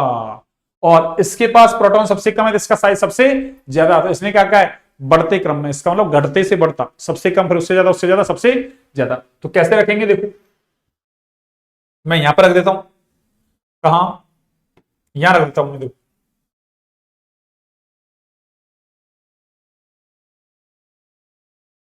अपने पास, चलिए, अरे मैं यहां रख दूं, देखो यहीं पे जमा दूं आपके, है ना? तो सबसे ज्यादा कौन होगा? पहले सबसे कम Al+3, इससे ज्यादा Mg+2, इससे ज्यादा Na+, आगे जगह नहीं है ना। चलिए, मैं एक सेकंड इसको इधर लिखता हूं ना, यहाँ जगह नहीं है ना अपने पास। देखो यहाँ लिख देता हूं, चलो देखो यहाँ यहाँ लिखता हूं मैं ना। अरे इसके नीचे लिख देता हूं मैं ना, कोई दिक्कत नहीं हो तो। देखो क्या होगा, सबसे कम किसका है? Al+3 का। फिर किसका है? Mg+2। फिर किसका है? अरे Na+, फिर आपके F-, फिर O-2 और फिर N-3। यानी ये बढ़ता क्रम हो गया आपके। ये कौन सा क्रम हो गया बच्चों? अरे बढ़ता क्रम हो गया, ये बढ़ता क्रम है आपकी। ये कौन सा क्रम है? अरे बढ़ता क्रम। और सम इलेक्ट्रॉनिक श्रेणी में तो आप सीधे देख लो, अरे जितना ज्यादा नेगेटिव चार्ज उसका साइज उतना ही बड़ा, सम इलेक्ट्रॉनिक श्रेणी की बात कर रहा हूं।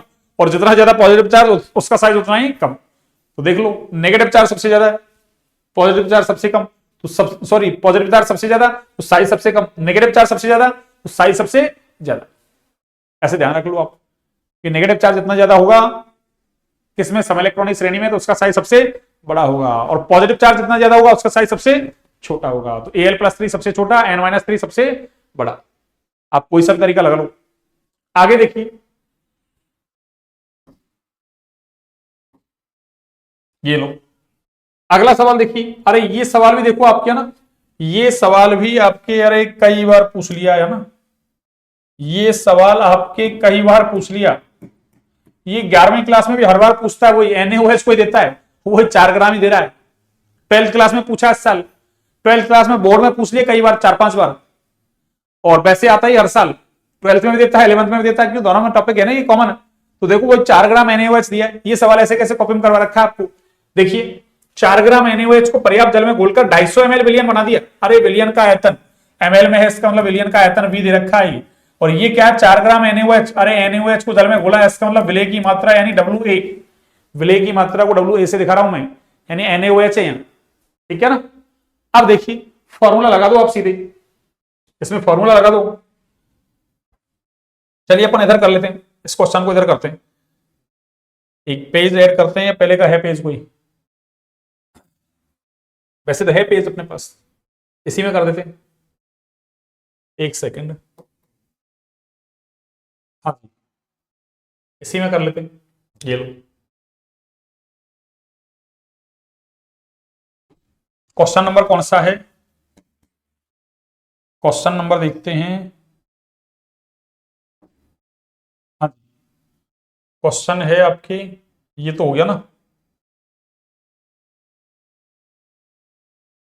अच्छा देखो, एक ऊष्मागतिकी का द्वितीय नियम है ना।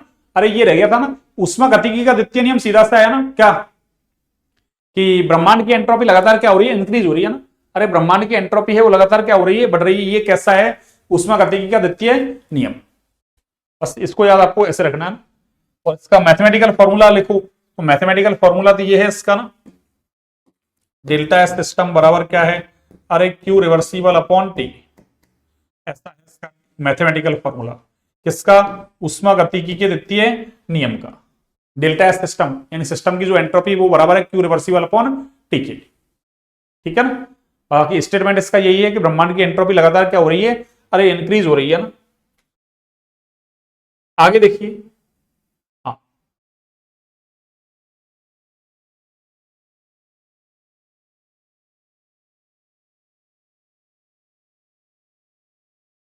अच्छा ये देखो, यहां से क्वेश्चन ये रहा ना अपना, क्वेश्चन नंबर 9, क्वेश्चन नंबर 9, इसको सॉल्व करते हैं। तो 4 ग्राम NaOH दिया है, इसका मतलब WA कितना दे दिया, अरे 4 ग्राम, वहां लिख ही दिया वैसे मैंने। विलयन का आयतन V कितना है, अरे 250 ml, कितना है बच्चों, 250 ml।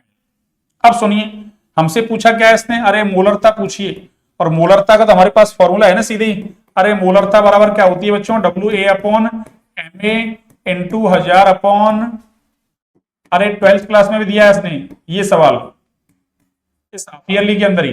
बस उसने 4 ग्राम की जगह 8 ग्राम कर दिया, और 250 की जगह 450 कर दिया, क्या फर्क पड़ रहा है उससे, ठीक है ना। रख दो आप वैल्यू, देखो अरे डब्ल्यू ए तो NaOH है ना 4 ग्राम, और MA क्या है, अरे विलेय का मोलर द्रव्यमान, NaOH का मोलर द्रव्यमान फॉर्मूले से कैलकुलेट कर लो, 40 आएगा, कितना आएगा 40, और 1000 से मैं मल्टीप्लाई करूंगा, क्यों, अरे विलियन का आयतन मुझे किसमें दे रखा है, ML में, ML में नहीं होता तो नहीं करता।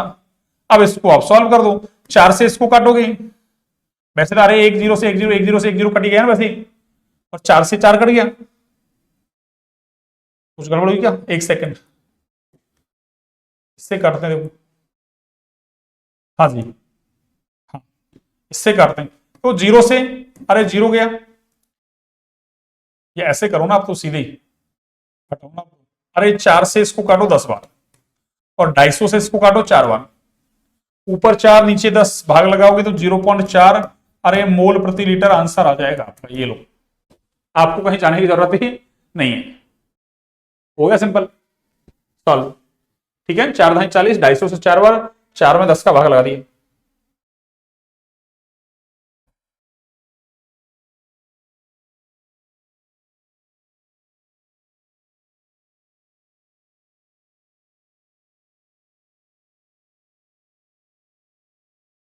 हाँ जी,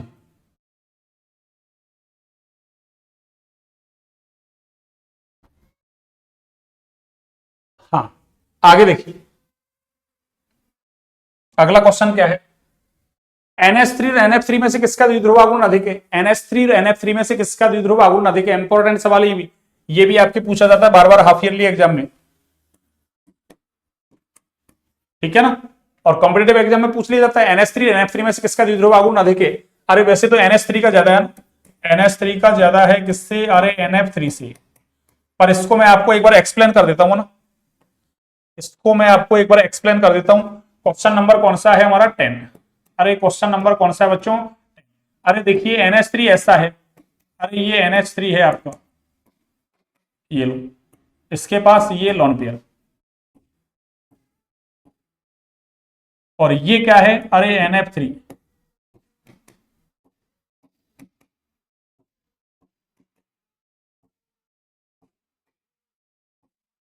ये लो देखो, अरे हमको पता है नाइट्रोजन, हाइड्रोजन में से कौन, अरे नाइट्रोजन ज्यादा विद्युत ऋणी है, तो बॉन्ड के इलेक्ट्रॉन किसकी तरफ जाएंगे, बॉन्ड के इलेक्ट्रॉन बच्चों किसकी तरफ जाते हैं, अरे ज्यादा विद्युत ऋणी की तरफ जाते हैं, तो ज्यादा विद्युत ऋणी कौन है, नाइट्रोजन, कम विद्युत ऋणी कौन है, हाइड्रोजन, तो इस पे प्लस, इस पे प्लस, अरे इस बंध की वजह से द्विध्रुव आघूर्ण इधर, इस बंध का द्विध्रुव आघूर्ण इधर, और इसका द्विध्रुव आघूर्ण अरे इधर, और लॉन पेयर की वजह से हमेशा किधर लगेगा, ऊपर की तरफ है, देखो अरे तीनों का द्विध्रुव आघूर्ण इधर, और लॉन पेयर का भी इधर, तो चारों का एक तरफ ऐड हो रहा है ना, जबकि यहां देखें हम, अरे तो फ्लोरीन तो आवर्त सारणी का सबसे ताकतवर एलिमेंट से भैया ना, तो ये इस पे नेगेटिव, इस पे नेगेटिव, इस पे नेगेटिव, और नाइट्रोजन पे कैसा आएगा, पॉजिटिव, तो इस बंध का द्विध्रुव आघूर्ण इधर, सॉरी सॉरी सॉरी,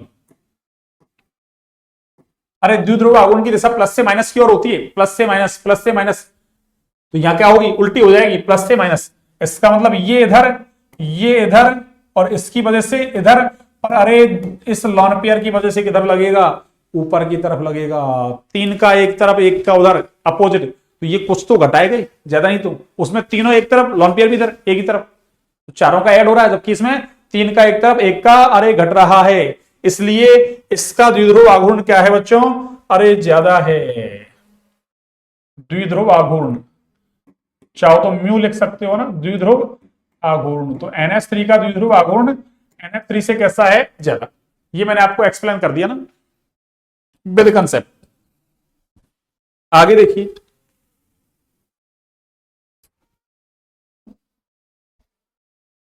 हाँ जी, एक मिनट, देखिए अगला देखिए अब। हाँ जी, देखिए अगला क्वेश्चन, देखिए अगला क्या है।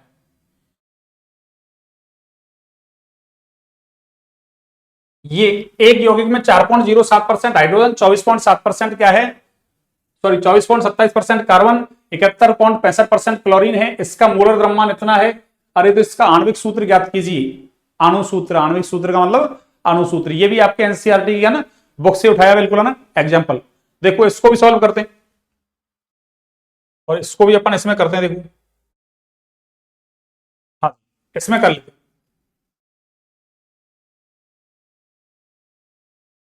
देखिए क्वेश्चन नंबर है आपके ये, कौन सा है, 11 होगा शायद, है ना। क्वेश्चन नंबर 11 बिल्कुल है ना। कार्बन, हाइड्रोजन और एक क्या है, क्लोरीन। ये लो, दो, एक तो कार्बन है आपके पास, एक हाइड्रोजन है, एक क्या है, क्लोरीन। कार्बन तो देखो कितना है, 24.27%। ये कितना है आपके पास, अरे ये कितना है बच्चों, ये है आपके 4.07%। और ये क्लोरीन कितना है, अरे 71.65%। ये लो, ठीक है ना। अब सुनिए, जितना जितना परसेंट होता है ना, अब चाहो तो इसको ग्राम में चेंज कर लो आप, क्यों 100% का मतलब 100 ग्राम ऐसे मान लो, तो 1% का मतलब 1 ग्राम, तो जितना जितना परसेंट उतना उतना ग्राम हो जाएगा, तो हमको जरूरत नहीं है उसको बार बार चेंज करने की। अब हमको कार्बन का एटॉमिक वेट लिखना है, कितना होता है 12, हाइड्रोजन का 1 और क्लोरीन का होता है आपके 35.5। ठीक है, तो हम क्या करेंगे, अरे इस परसेंट मात्रा में किसका भाग लगा देंगे, अरे परसेंट मात्रा में किसका भाग लगाएंगे बच्चों, अरे इस एटॉमिक वेट का, परमाणु भार का।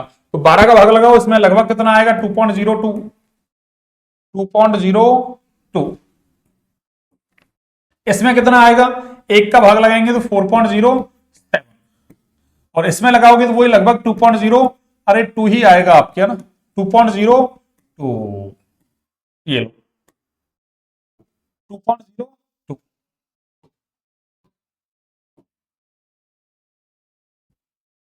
ये लो।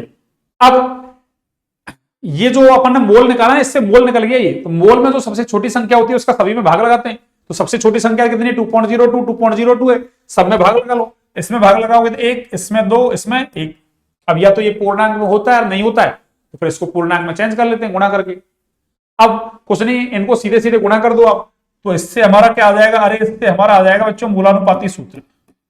यानी ये जो आ गया ना, आपेक्षिक संख्या आ गई 1, 2, 1, इससे तत्वों को आप गुणा कर दो, तो उससे क्या होगा आपके, अरे इससे क्या आ जाएगा आपके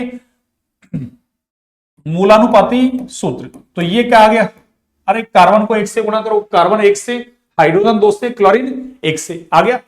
अब उसके बाद तो देखो, अरे हमको अणुसूत्र निकालना है, तो अणुसूत्र बराबर क्या होता है आपको पता है, अरे फॉर्मूला n गुणा मूलानुपाती, अरे सूत्र होता है बच्चों n गुणा मूलानुपाती सूत्र। और n कैसे निकालते हैं, अरे मोलर द्रव्यमान बटे मूलानुपाती सूत्र द्रव्यमान। तो मोलर द्रव्यमान कितना होगा, वहां से दे रखा है इसने कितना, अरे 98.96, 98.96 ये दे रखा है आपको, अरे 98.96 ये तो दे रखा है, देखो इसका मोलर द्रव्यमान ये रखा, ठीक है ना। तो आणविक सूत्र निकालना है अपन को, और इससे निकालोगे तो कितना आएगा, देखो कार्बन का 12, हाइड्रोजन का 2, तो 12 2 14, और वो 35.5, तो कितना हो गया 49.5। और 49.5 का अरे मैं जस्ट डबल करूं तो ये लगभग कितना हो गया बच्चों, अरे इससे इसको काटोगे तो लगभग 2 बार कटेगा ये, ठीक है ना। और 2 से इसको गुणा कर लो, n का मान 2 आ गया, तो अणुसूत्र कितना आ जाएगा, अरे अणुसूत्र कितना, n का मान 2, और मूलानुपाती सूत्र कितना है CH2, अरे Cl तो कितना हो गया बच्चों ये, अरे C2H4, और आगे ये अरे Cl2, C2H4 Cl2, अरे ये क्या हो गया बच्चों, C2H4 Cl2। ये लो, तो ये अणुसूत्र आ गया इसका, या आणविक सूत्र कह दो, बात एक ही, अणुसूत्र कह दो आप या आणविक सूत्र कह दो आप। ये लो, आगे देखिए अगला, अगला देखिए भी, आयनन ऊर्जा को परिभाषित कीजिए। इसमें तो कोई बड़ी बात नहीं है, आयनन ऊर्जा क्या है, उदासीन है ना, विलगित गैसीय परमाणु के संयोजकता कोष से एक इलेक्ट्रॉन को बाहर निकालने के लिए जो ऊर्जा दी जाती है वो आयनन ऊर्जा या आयनन एंथैल्पी या आयनन विभव एक ही बात है। समझाइए कि इसने एक सवाल ऐड और इसमें कर लिया। ऑक्सीजन का डेल्टा आई एच का मतलब कह रहा है ये, अरे आई का मतलब आयनाइजेशन, ये वही बात कर रहा है। डेल्टा एच का मतलब एंथैल्पी। अरे आयनन ऊर्जा बोलो, आयनन एंथैल्पी बोलो या आयनन विभव बोलो, बात एक ही, ठीक है ना, डेफिनेशन एक ही है। तो इसने पूछा है हमसे कि इसका मतलब क्या है, अरे इसका मतलब है बच्चों आयनन एंथैल्पी। तो ये कह रहा है ऑक्सीजन की आयनन एंथैल्पी है ये नाइट्रोजन से कम है, क्यों? अरे इसका कारण क्या है, अरे इसका कारण है नाइट्रोजन का अरे अर्धपूरित विन्यास होता है। कैसा विन्यास बच्चों? अरे अर्धपूरित विन्यास के कारण, ठीक है ना। इसका कारण क्या है कि नाइट्रोजन का विन्यास कैसा है, अरे अर्धपूरित, उस वजह से ये कैसा है, अरे उस वजह से बच्चों ये कैसा है, अरे ये कैसा है बच्चों, उस वजह से ज्यादा स्थायी है ना। नाइट्रोजन का अर्धपूरित विन्यास होने के कारण ये अधिक स्थायी होता है ना, ये अधिक क्या होता है, स्थायी। और इस वजह से इससे इलेक्ट्रॉन निकालेंगे, अरे तो ज्यादा ऊर्जा देनी पड़ेगी, किससे? नाइट्रोजन से निकालेंगे तो, ठीक है ना। ऑक्सीजन से निकालेंगे तो कम ऊर्जा देनी पड़ेगी इलेक्ट्रॉन को। इसलिए इसका क्या है, ऑक्सीजन का आयनन एंथैल्पी अरे नाइट्रोजन से कम है, क्यों? अरे ऑक्सीजन का क्या है 2s2 2p4 और नाइट्रोजन का 2s2 2p3, तो उसका अर्धपूरित है, अर्धपूरित का स्थायित्व ज्यादा होता है। यहाँ 2p4 है, एक निकालने के बाद इसको स्थायित्व मिल जाएगा, 2p3 रह जाएगा ना। तो जो काम करने के बाद स्टेबिलिटी मिलती है वो काम आसानी से करते हैं। तो इसको एक इलेक्ट्रॉन त्यागने के बाद स्टेबिलिटी मिल रही है, किसको? ऑक्सीजन को। तो ये तो आसानी से त्यागेगा ना, थोड़ी सी एनर्जी दी फटाक से निकाल देगा इलेक्ट्रॉन। जबकि नाइट्रोजन नहीं निकालेगा, क्यों? वो ज्यादा स्थायी, अब कम स्थायी की तरफ चला जाएगा, 2p3 से 2p2 हो जाएगा, इसलिए वो इलेक्ट्रॉन नहीं त्यागेगा, ठीक है ना। आगे देखो, ये तो सिंपल है, इसमें देखो ये क्वेश्चन सिंपल है, देखो ये वाले, वही निम्न का आणविक द्रव्यमान निकालो, तो वो H2SO4 का निकाल लेना आप। अरे ये तो सिंपल है, 98 आ जाएगा, ठीक है ना। मैंने आपको पीछे जल वगैरह का निकाल के बता ही रखा है। इसका निकालोगे अमोनिया का, अमोनिया का तो 17 आ रहा है, 17। और इसका, अरे इसका निकालोगे आप, इसका आएगा 342। इसका मैं निकाल देता हूं, देखो कैसे, कितने कार्बन? 12, एक कार्बन का 12 प्लस हाइड्रोजन कितने हैं, अरे 22, और एक हाइड्रोजन का 1 प्लस ऑक्सीजन कितने हैं 11, और एक का कितना होता है 16। ऐड कर लो बस, 12 12 144 प्लस 22 प्लस 11 16 176, और इस पूरे को ऐड करोगे, अरे तो ये आ जाएगा बच्चों 342, ठीक है। सिंपल सा है, वैसे सारे करवा रखे हैं ना आपको। क्वेश्चन नंबर 13 अगला देखिए,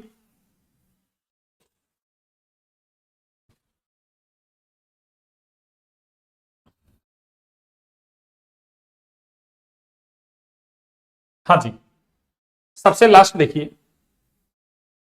लास्ट क्वेश्चन है अपना ये चलेगा, ये चलेगा अभी तो।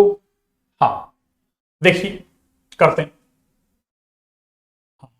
पहले तो इसको करते हैं, देखिए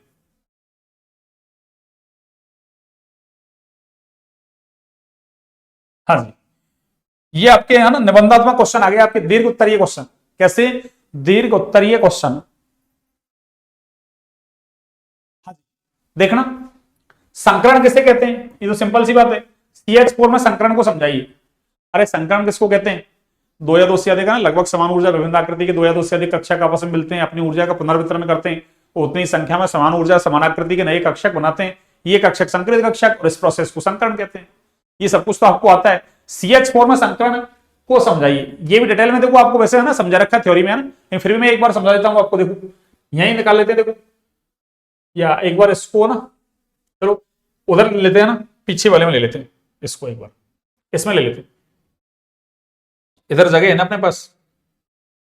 देखिए CH4 में संकरण कैसे निकालोगे, सुनिए। अरे सबसे पहले CH4 में केंद्रीय परमाणु कार्बन है भैया ना, और कार्बन का अगर संयोजकता को उसका इलेक्ट्रॉनिक विन्यास लिखेंगे आप तो 2s2 2p, अरे 4, 2s2 2p 4। तो अब नॉर्मल अवस्था का अगर इलेक्ट्रॉनिक विन्यास लिखें आप तो 2s और 2p, अरे 2p में कितने हैं 4 इलेक्ट्रॉन, ठीक है ना। 2s और 2p भरो इसमें इलेक्ट्रॉन, 2s में कितने हैं 2 और 2p में कितने हैं 4, ठीक है ना। Sorry sorry sorry sorry, really sorry, एक सेकंड एक सेकंड, अरे ये एक सेकंड, 2p4 नहीं, ऑक्सीजन का हो गया, तो 2p4, 2p4 तो ऑक्सीजन का हो रहा है। हाँ, इसका क्या है, अरे इसका 2p2, तो 2p2 का मतलब क्या हुआ, अरे 2s2, इसमें 2 इलेक्ट्रॉन, और p में कितना है, अरे p में 1 इलेक्ट्रॉन आएगा ना, सॉरी 2, एक खाली रहेगा। ये लो, ये तो इसका सामान्य अवस्था का इलेक्ट्रॉनिक विन्यास है, अरे ये तो सामान्य या क्या तो आधावस्था का इलेक्ट्रॉनिक विन्यास है, ग्राउंड स्टेट। अब जब संकरण होगा तो कार्बन क्या होगा, अरे आधावस्था से किसमें आएगा, ये उत्तेजित अवस्था में आएगा। अरे कौन सी अवस्था में बच्चों, अरे उत्तेजित अवस्था में आएगा ये कौन, कार्बन। अरे आप कोई काम मान लो ना, ये मैं क्वेश्चन इधर लिख देता हूं, क्वेश्चन नंबर कौन सा है, पहले तो ये लिखता हूं मैं आपको, 14, क्वेश्चन नंबर 14। अरे मान लो आप चुपचाप बैठे आराम से, नॉर्मल स्टेट में है, मान लो ऐसे है ना, अरे एग्जाम आई हाफ ईयरली, ये मान लो आपका आ रहा है ना, आप आराम से बैठे कि 10th का रिजल्ट आएगा आएगा आएगा आ जाएगा, और जैसे 10th का रिजल्ट आया तो दिमाग एकदम ना घूमेगा ना, अच्छा रिजल्ट आ गया, इतनी परसेंट बनी है, मुझे क्या करना चाहिए। तो आप नॉर्मल अवस्था से कौन सी उत्तेजित अवस्था में आ गई, तभी जाके तो आपने क्या किया, 11th क्लास में एडमिशन लिया, मुझे मैथ लेनी चाहिए, बायो लेनी चाहिए, ठीक है ना, तो तभी तो क्या आपने उत्तेजित अवस्था में आगे। तो ऐसे ही आधावस्था में पड़ा हुआ है, अब संकरण में भाग ले रहा है, तो ये क्या करेगा, उत्तेजित अवस्था में आएगा। तो फिर इसका मैं क्या लिखूं यहां से, अरे उत्तेजित अवस्था का इलेक्ट्रॉनिक विन्यास लिखता हूं मैं, देखो अरे उत्तेजित का, उत्तेजित अवस्था में क्या होगा बच्चों, ये अरे ये एक इलेक्ट्रॉन यहां से एनर्जी लेके कहां चला जाएगा, अरे ये खाली जो कक्षक पड़ा है ना इसमें, यानी निम्न ऊर्जा स्तर से 2s नीचे है, 2p ऊपर है, तो 2s से कहां चला गया, 2p में चला गया। तो उत्तेजित अवस्था का इलेक्ट्रॉनिक विन्यास क्या हुआ इसका, अरे 2s में तो 2 पड़े हैं, सॉरी 2 क्या, एक सेकेंड, अब देखो एक इलेक्ट्रॉन इधर चला गया ना, तो 2s में कितना रहा, एक, और 2p में पहले 2 थे, एक और आ गया 3, ये कौन सा, अरे ये 2p है भैया ना, और ये कौन सा है 2s से, कोई दिक्कत है क्या। अब इसके 4 कक्षक मिलेंगे, क्यों, हमको क्या बनाना है, CH4 बनाना है, तो सराउंडिंग एटम जितने हैं ना, सराउंडिंग एटम जितने हैं उतने कक्षक आपस में मिलेंगे, तो 4 एटम सराउंडिंग, क्यों CH4 है ना, तो 4 कक्षक मिलेंगे, तो 4 ही क्या बन जाएंगे, संकृत कक्षक। तो कैसे बनेंगे, ये 4 संकृत कक्षक बन गए ये लोग। अब एक एक इलेक्ट्रॉन तो पहले से ही है इसके पास, अरे एक एक इलेक्ट्रॉन तो पहले से ही, और एक इलेक्ट्रॉन कौन देगा, अरे हाइड्रोजन क्या करेगा, अब इसके जो संकृत कक्षक बने ना इनके साथ क्या करेगा, अरे संकरण कौन सा हुआ, sp3 हो गया ना, क्यों, कितने कक्षक मिले, अरे देखो आप यहां से 1 2 3, एक s मिला, 3p, sp3 संकरण, और संकरण जब sp3 होगा, अरे तो ज्यामिति कौन सी होगी बच्चों, अरे चतुष्फलकीय होगी, और यहां से क्या होगा, एक एक इलेक्ट्रॉन कौन दे देगा, अरे ये हाइड्रोजन दे देगा, और हाइड्रोजन क्या कर लेगा, इसके साथ में अरे बॉन्ड बना लेगा, तो ये क्या बन गया, अरे ये CH4 बन गया, ये ये क्या बन गया, CH4। पहले कार्बन का आद्यावस्था या सामान्य अवस्था का इलेक्ट्रॉनिक विन्यास लिखा, फिर एक इलेक्ट्रॉन उत्तेजित हुआ, उच्च ऊर्जा स्तर में गया। अब जितने सराउंडिंग एटम है, केंद्रीय परमाणु से जुड़े हुए जो सराउंडिंग एटम है ना, उतनी संख्या में क्या मिला दो, कक्षक मिला दो, तो 4 है सराउंडिंग एटम, तो 4 कक्षक मिला दिए अपन ने, तो 4 क्या बन गए, संकृत कक्षक। अब एक एक इलेक्ट्रॉन उनके पास पहले से था, और एक एक इलेक्ट्रॉन कौन दे देगा, हाइड्रोजन, क्यों, अब संकृत कक्षकों के साथ कौन, हाइड्रोजन आके क्या करेगा, अतिव्यापन करेगा, और फिर एक एक इलेक्ट्रॉन हाइड्रोजन दे देगा, एक एक पहले से है कार्बन के पास, तो बॉन्ड बन जाएगा कार्बन और हाइड्रोजन के बीच, और इस तरीके से CH4 में संकरण होता है। और ज्यामिति आपको पता ही है, अरे कौन सी बनती है, चतुष्फलकीय बनती है। CH4 की ज्यामिति कैसी है, चतुष्फलकीय। संकरण तो मैंने लिख ही दिया, ये संकृत लिख दिया मैंने, एक सेकंड, संकृत कक्षक कह दो, संकरण कह दो, आपकी इच्छा। sp3, अरे संकरण, sp3 संकरण, ठीक है ना, sp3 संकरण होगा, अरे तो संकृत कक्षक बनेंगे, वो sp3 संकृत कक्षक ही बनेंगे भैया ना, कौन से, sp3 संकृत कक्षक ही बनेंगे।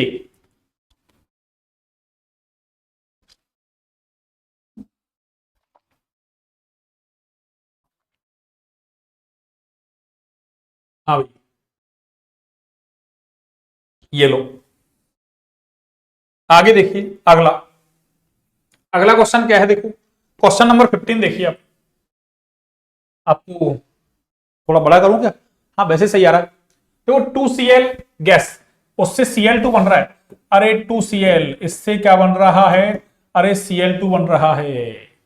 2Cl से Cl2, इसका मतलब क्या हुआ? अरे दो क्लोरीन के परमाणु मिलकर क्लोरीन का एक अणु बना रहे हैं, इसका मतलब दोनों के बीच में बॉन्ड बन रहा है।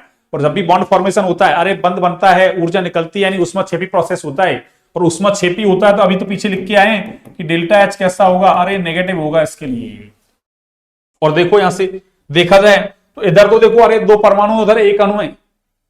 परमाणु अणु आयन सबको कण बोलते हैं हम। इधर कणों की संख्या 2, उधर 1, कणों की संख्या घट रही है, तो इसका मतलब अव्यवस्था भी घटेगी। तो डेल्टा एस भी क्या होगा? अरे डेल्टा एस क्या एंट्रोपी है, अव्यवस्था घट रही है, इसका मतलब एंट्रोपी भी घटेगी, वो घटेगी, इसका मतलब डेल्टा एस भी कैसा होगा? अरे बच्चों नेगेटिव होगा। ये आपके एनसीईआरटी में दे रखा। अरे ऐसे सवाल नीट वगैरह में पूछे जा चुके हैं। सवाल ये का ये सवाल नीट में पूछा जा चुका है। ये आपको लग रहा है सिंपल है ना? ये सवाल नीट में पूछा जा चुका है ये, कि डेल्टा एच और डेल्टा एस के साइन कैसे हैं, दोनों के साइन कैसे हैं? नेगेटिव। क्यों? कणों की संख्या घटेगी तो अव्यवस्था भी क्या होगी? घटेगी।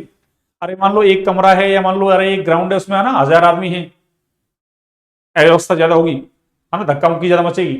और उस मान लो उस ग्राउंड में 100 ही आदमी है, तो संख्या घट गई ना, धक्का मुक्की कम मचेगी, अव्यवस्था कम हुई। तो यही कह रहा है। अगला देखिए, अगला क्या है सुनिए।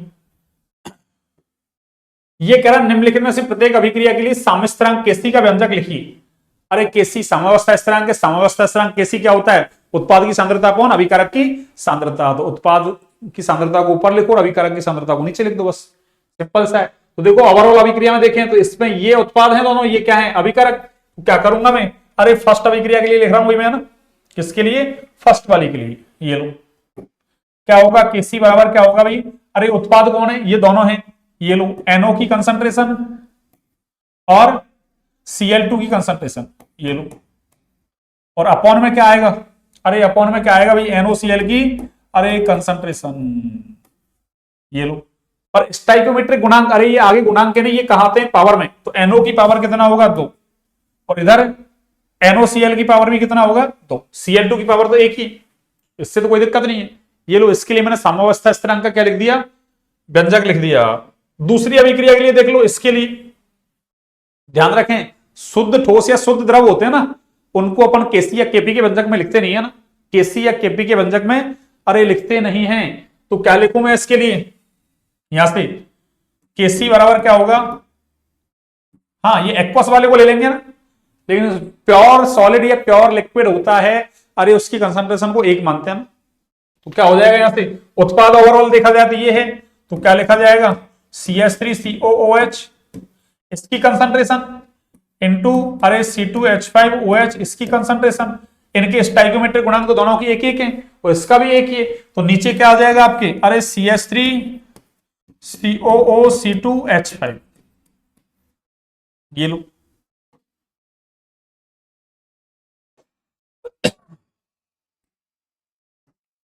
इसकी कंसंट्रेशन, ठीक है ना। ये केसी का व्यंजक हो गया। आगे क्या है देखो, अरे आबंध कोटि, आबंध कोटि का मतलब बॉन्ड ऑर्डर। अरे बॉन्ड ऑर्डर, आबंध कोटि का मतलब क्या है? बंध क्रम। अरे आबंध कोटि का मतलब क्या है बच्चों? बंध क्रम, ठीक है ना। बंध क्रम क्या है? अरे अणु में आना, किन्हीं दो परमाणुओं के बीच बंधों की संख्या क्या है? बंध क्रम ही है। जो अपन कैसे निकालते हैं? फॉर्मूले से। तो 1/2 NB - Na, number of bonding electron minus number of anti bonding electron, ऐसे निकालते हैं। O2 के लिए आणविक कक्षक ऊर्जा स्तर आरेख बनाइए। O2 के लिए हाइड्रोजन आबंध को देखो, इसमें O2 के लिए आणविक कक्षक आरेख को बनाइए ना, इधर ही बना देते हैं। एक का तो देखो O2, या चलिए O2 N2 दोनों का एक साथ बना देते हैं उधर, इसमें और कुछ कर लेंगे, ठीक है ना। O2 N2 का आणविक कक्षक ऊर्जा स्तर आरेख, अरे ये सिंपल है, देखो मैं ये क्या करता हूं। क्वेश्चन नंबर कितना है? अरे क्वेश्चन नंबर कितना है बच्चों? क्वेश्चन नंबर है आपके 17, और 17 का सेकंड, और इधर भी 17 में अथवा का सेकंड है ना, दोनों का ही। ये लो क्वेश्चन नंबर 17 इसका सेकंड, ठीक है ना। अब देखो, अरे O2 का बनाओगे आप, एक N2 का बनाओगे, दोनों का बना लेते हैं। ये लो, ठीक है ना। अरे इसका ये और अथवा का भी सेकंड, दोनों एक ही बात है ना। ये किसका है, अरे एक तो है O2 का और ये किसका है N2 का। अब मैं दोनों को एक साथ बना रहा हूं, देखो आप,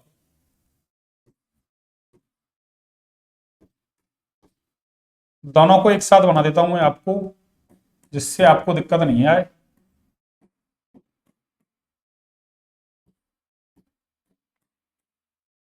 ठीक है ना, ये देखो 1s मिलेंगे, तो ये अरे एक बॉन्डिंग बनेगा, दूसरा एंटी बॉन्डिंग, इससे एक बॉन्डिंग, एक एंटी बॉन्डिंग, इससे क्या बनेंगे, पहले N2 का बना रहा हूं मैं, है ना, ये दो बॉन्डिंग और एक ये तीन बॉन्डिंग, और ये दो कैसे हैं, अरे एंटी बॉन्डिंग, और ये तीसरा भी एंटी बॉन्डिंग, और इनको आप मिला दो बस, अरे इनको आप मिला दो ऐसे ऐसे, देखो कैसे,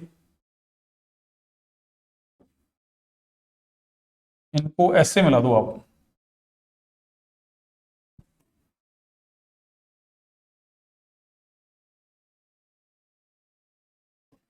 ये लो, हाँ। अब देखो कैसे मिलाओगे, अरे इसको इससे मिलाओ, इसको इससे, इसको इससे, इसको इससे, ठीक है ना, ये ऐसे ही तो बन रहे हैं, ये लो,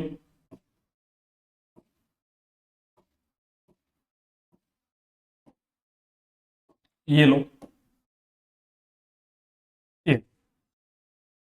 ये किसका एमओटी है भाई, ये N2 का बना रहा हूं मैं, 1s, ये 2s, ये 2p, और ये क्या है, अरे 1s 2s, और ये 2p, और ये क्या है भाई, अरे सिग्मा 1s, और ये सिग्मा स्टार 1s, और ये सिग्मा 2s, और ये सिग्मा स्टार अरे 2s, और ये इधर वाला क्या है पाई 2px, और इधर वाला क्या है बच्चों पाई 2py, और इधर वाला क्या है सिग्मा 2p अरे z, ठीक है ना, और इधर पाई स्टार 2px, और इधर वाला क्या है पाई स्टार 2p अरे y, और ये सबसे लास्ट वाला क्या है भाई,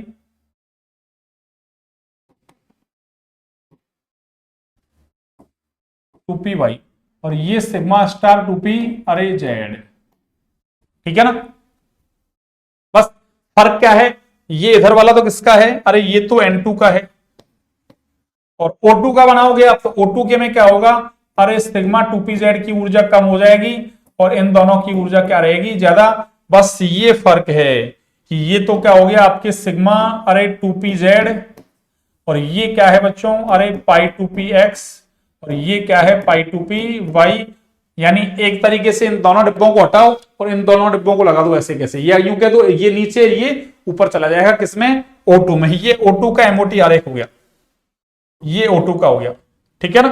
तो इसने यही कहा है, अब इलेक्ट्रॉन भर लो आप, बस इलेक्ट्रॉन कैसे भरेंगे देखना, 1s में 2, 2s में 2, और 2p में कितने हैं, नाइट्रोजन में 3, यहां भी 2p में 3 ही है, यानी एक नाइट्रोजन इधर एक दूसरा इधर चल रहा है, दोनों मिलकर बना रहे हैं आणविक कक्षक 2, और इसमें भी 2, देखो कुल इलेक्ट्रॉन कितने परमाणु कक्षकों में 2 और 2 4, तो 2 इसमें भर दूंगा मैं और 2 इसमें भर दूंगा, ये लो 2 और 2 4, तो 2 इसमें भर दो और 2 इसमें भर दो, 3 और 3 6, तो देखो 1 2 3 4 5 और ये 6, ये आपके N2 का एमओटी आरेख हो गया।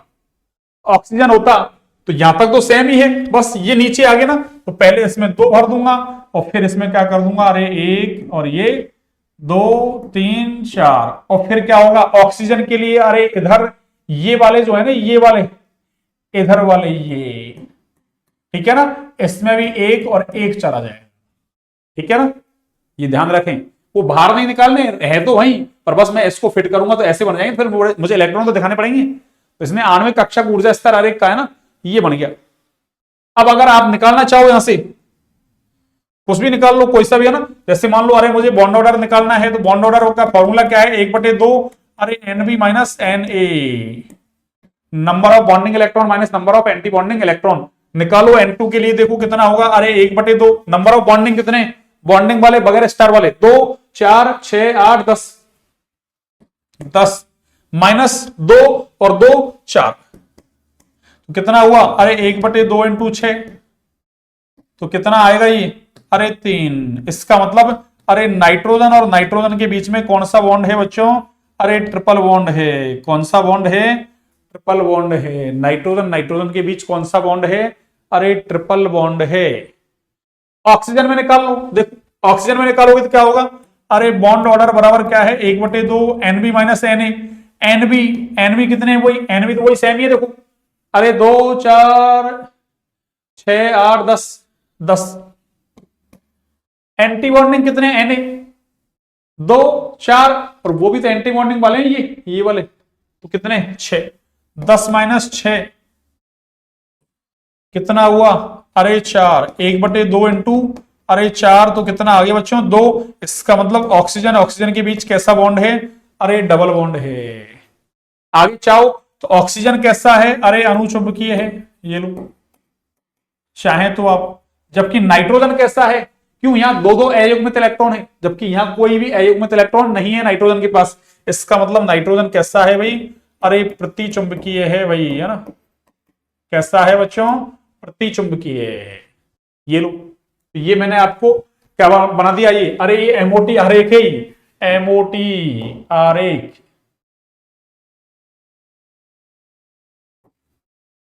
ये एमओटी है ना, मॉलिक्यूलर ऑर्बिटल थ्योरी। कौन सी थ्योरी? मॉलिक्यूलर ऑर्बिटल थ्योरी, ठीक है ना? देखिए आगे, ये हो गया O2 के लिए। हाइड्रोजन बंध को देखो परिभाषित कर देना आप, है ना? इसमें तो कोई बड़ी बात नहीं है। जब हाइड्रोजन दो प्रबल विद्युत ऋणात्मक परमाणु जैसे फोन के बीच में आ जाए, कभी कभी क्लोरीन के बीच में भी आ सकता है ना, तो फिर एक तरफ सहसंयोजक बंध बनाता है, दूसरी तरफ दुर्बल आकर्षण बल से जुड़ता है। ये दुर्बल आकर्षण वाली हाइड्रोजन बंध कहलाता है। दो प्रकार का है, एक इंटरमोलिकुलर, दूसरा इंट्रामोलिकुलर। इंटर का मतलब दो के बीच में हाइड्रोजन बॉन्डिंग होनी चाहिए, दो अणुओं के बीच में, और इंटर का मतलब एक ही अणु के परमाणु के बीच में हाइड्रोजन बॉन्डिंग हो जाए तो वो इंट्रामोलिकुलर हाइड्रोजन बॉन्डिंग होती है। N2 का मैंने कर ही दिया।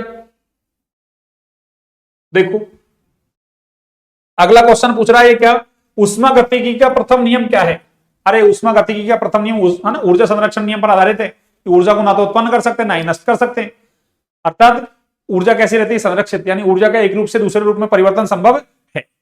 और इसका ये इसने क्या कहा? समीकरण। अरे समीकरण तो ये है इसका सीधे, डेल्टा U बराबर क्या है? अरे डेल्टा U बराबर क्या है बच्चों?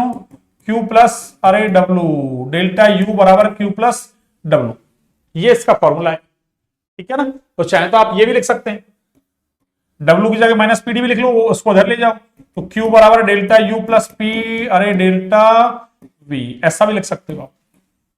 दोनों में से कोई सा लिख लो, आपकी इच्छा है। अगला क्या है? ये ऊष्माधारिता को परिभाषित कीजिए। अरे ऊष्माधारिता तो कुछ नहीं है ना, किसी पदार्थ का ताप 1 डिग्री सेल्सियस या 1 केल्विन बढ़ाने के लिए आवश्यक ऊष्मा की मात्रा क्या कहलाती है? ऊष्माधारिता। और इसको हम ऐसे फॉर्मूला लिखना चाहें तो C बराबर क्या है? अरे Q upon delta T। Temperature को मान लो T1 से T2 बढ़ाना है, उसके लिए Q ऊष्मा देनी पड़ रही है, तो ऊष्माधारिता C बराबर क्या होगा? Q अपॉन डेल्टा T, यानी T2 माइनस T1। ताप का अंतर देख लो। जालक ऊर्जा क्या है? अरे जालक ऊर्जा की दो डेफिनेशन होती है आपके। एक, या तो कह दो आप 1 मोल आयनिक यौगिक को उसके गैसियस कैटायन और गैसियस एनायन में क्या करना है? तोड़ना है। उसके लिए जो ऊर्जा दी जाएगी वो क्या कहलाएगी? जालक ऊर्जा। या गैसियस कैटायन और गैसियस एनायन वो मिलके 1 मोल आयनिक का ना यौगिक का निर्माण करें, उस दौरान निकलने वाली ऊर्जा, ये भी क्या कहलाती है? जालक ऊर्जा। और ये कह रहा है इसके लिए आपको बॉर्न-हेवर चक्र बनाना है ना। अरे बॉर्न-हेवर चक्र ना, ये मैं बना चुका हूं भैया ना, मतलब यानी अरे थ्योरी में बनवा रखा मैंने, लेकिन फिर भी देख लो आप एक बार। जैसे देखो, अरे Na, ये क्वेश्चन कौन सा है? एक बार मैं क्वेश्चन देखता हूं पहले। क्वेश्चन है आपके 18 अथवा 18 का, 18 का अथवा है,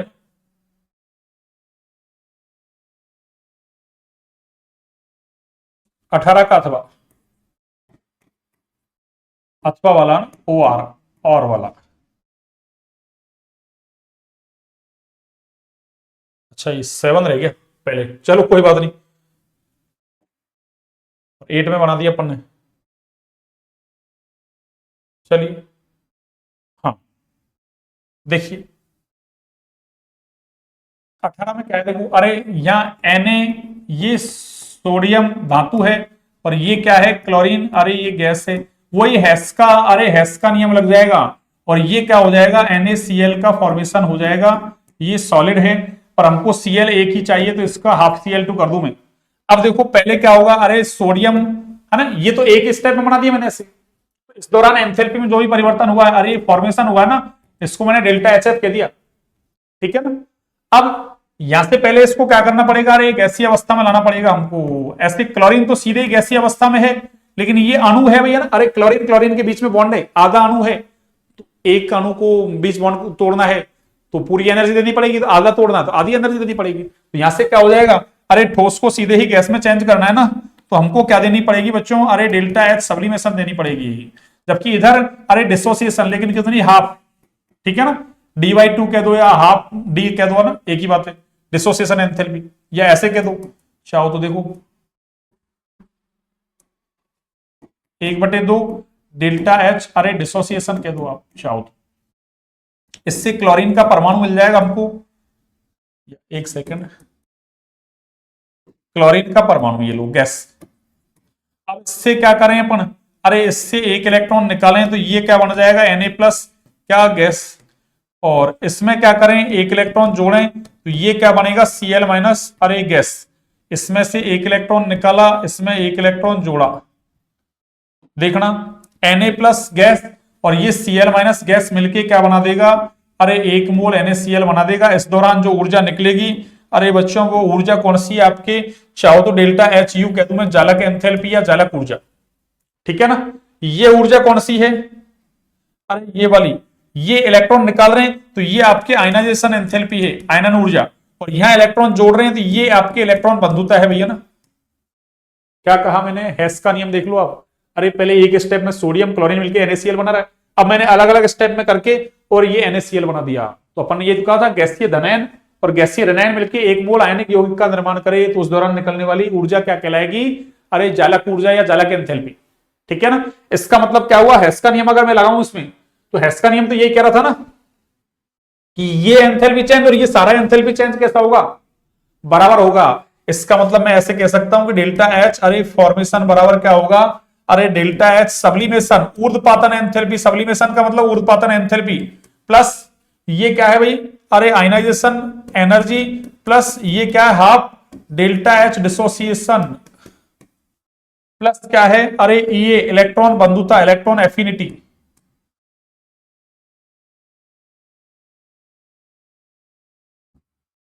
प्लस ये क्या है, अरे डेल्टा एच यू, ये लो, ये क्या है, बॉर्न-हेबर चक्र, किसके लिए, अरे ये क्या है बच्चों, बॉर्न-हेबर चक्र, किसके लिए है ये, NaCl के लिए, अरे बॉर्न-हेबर, अरे चक्र, बॉर्न-हेबर चक्र, ये लो, ये बॉर्न-हेबर चक्र हो गया ना, किसके लिए, NaCl के लिए, किसके लिए, अरे NaCl के लिए, ठीक है ना। आगे देखिए अगला, जालक ऊर्जा हो गया, ये देखो लेसा तेलीय कह दो, लासा तेलीय कह दो, एक ही बात है ना, अरे लेसा तेलीय कह दो, लासा तेलीय कह दो, एक ही बात है। तो लासा तेलीय का सिद्धांत क्या है, ये तो आपको आता है, बफर विलयन, बफर विलयन का मतलब, अरे ऐसा विलयन जिसमें है ना अम्ल या क्षार की कुछ मात्रा मिला दी जाए, उसको तनु कर दिया जाए तो उसके पीएच में कोई परिवर्तन नहीं हो, वो बफर विलयन कहलाते हैं। 2 प्रकार के, अम्लीय और क्षारीय, ये तो सिंपल है।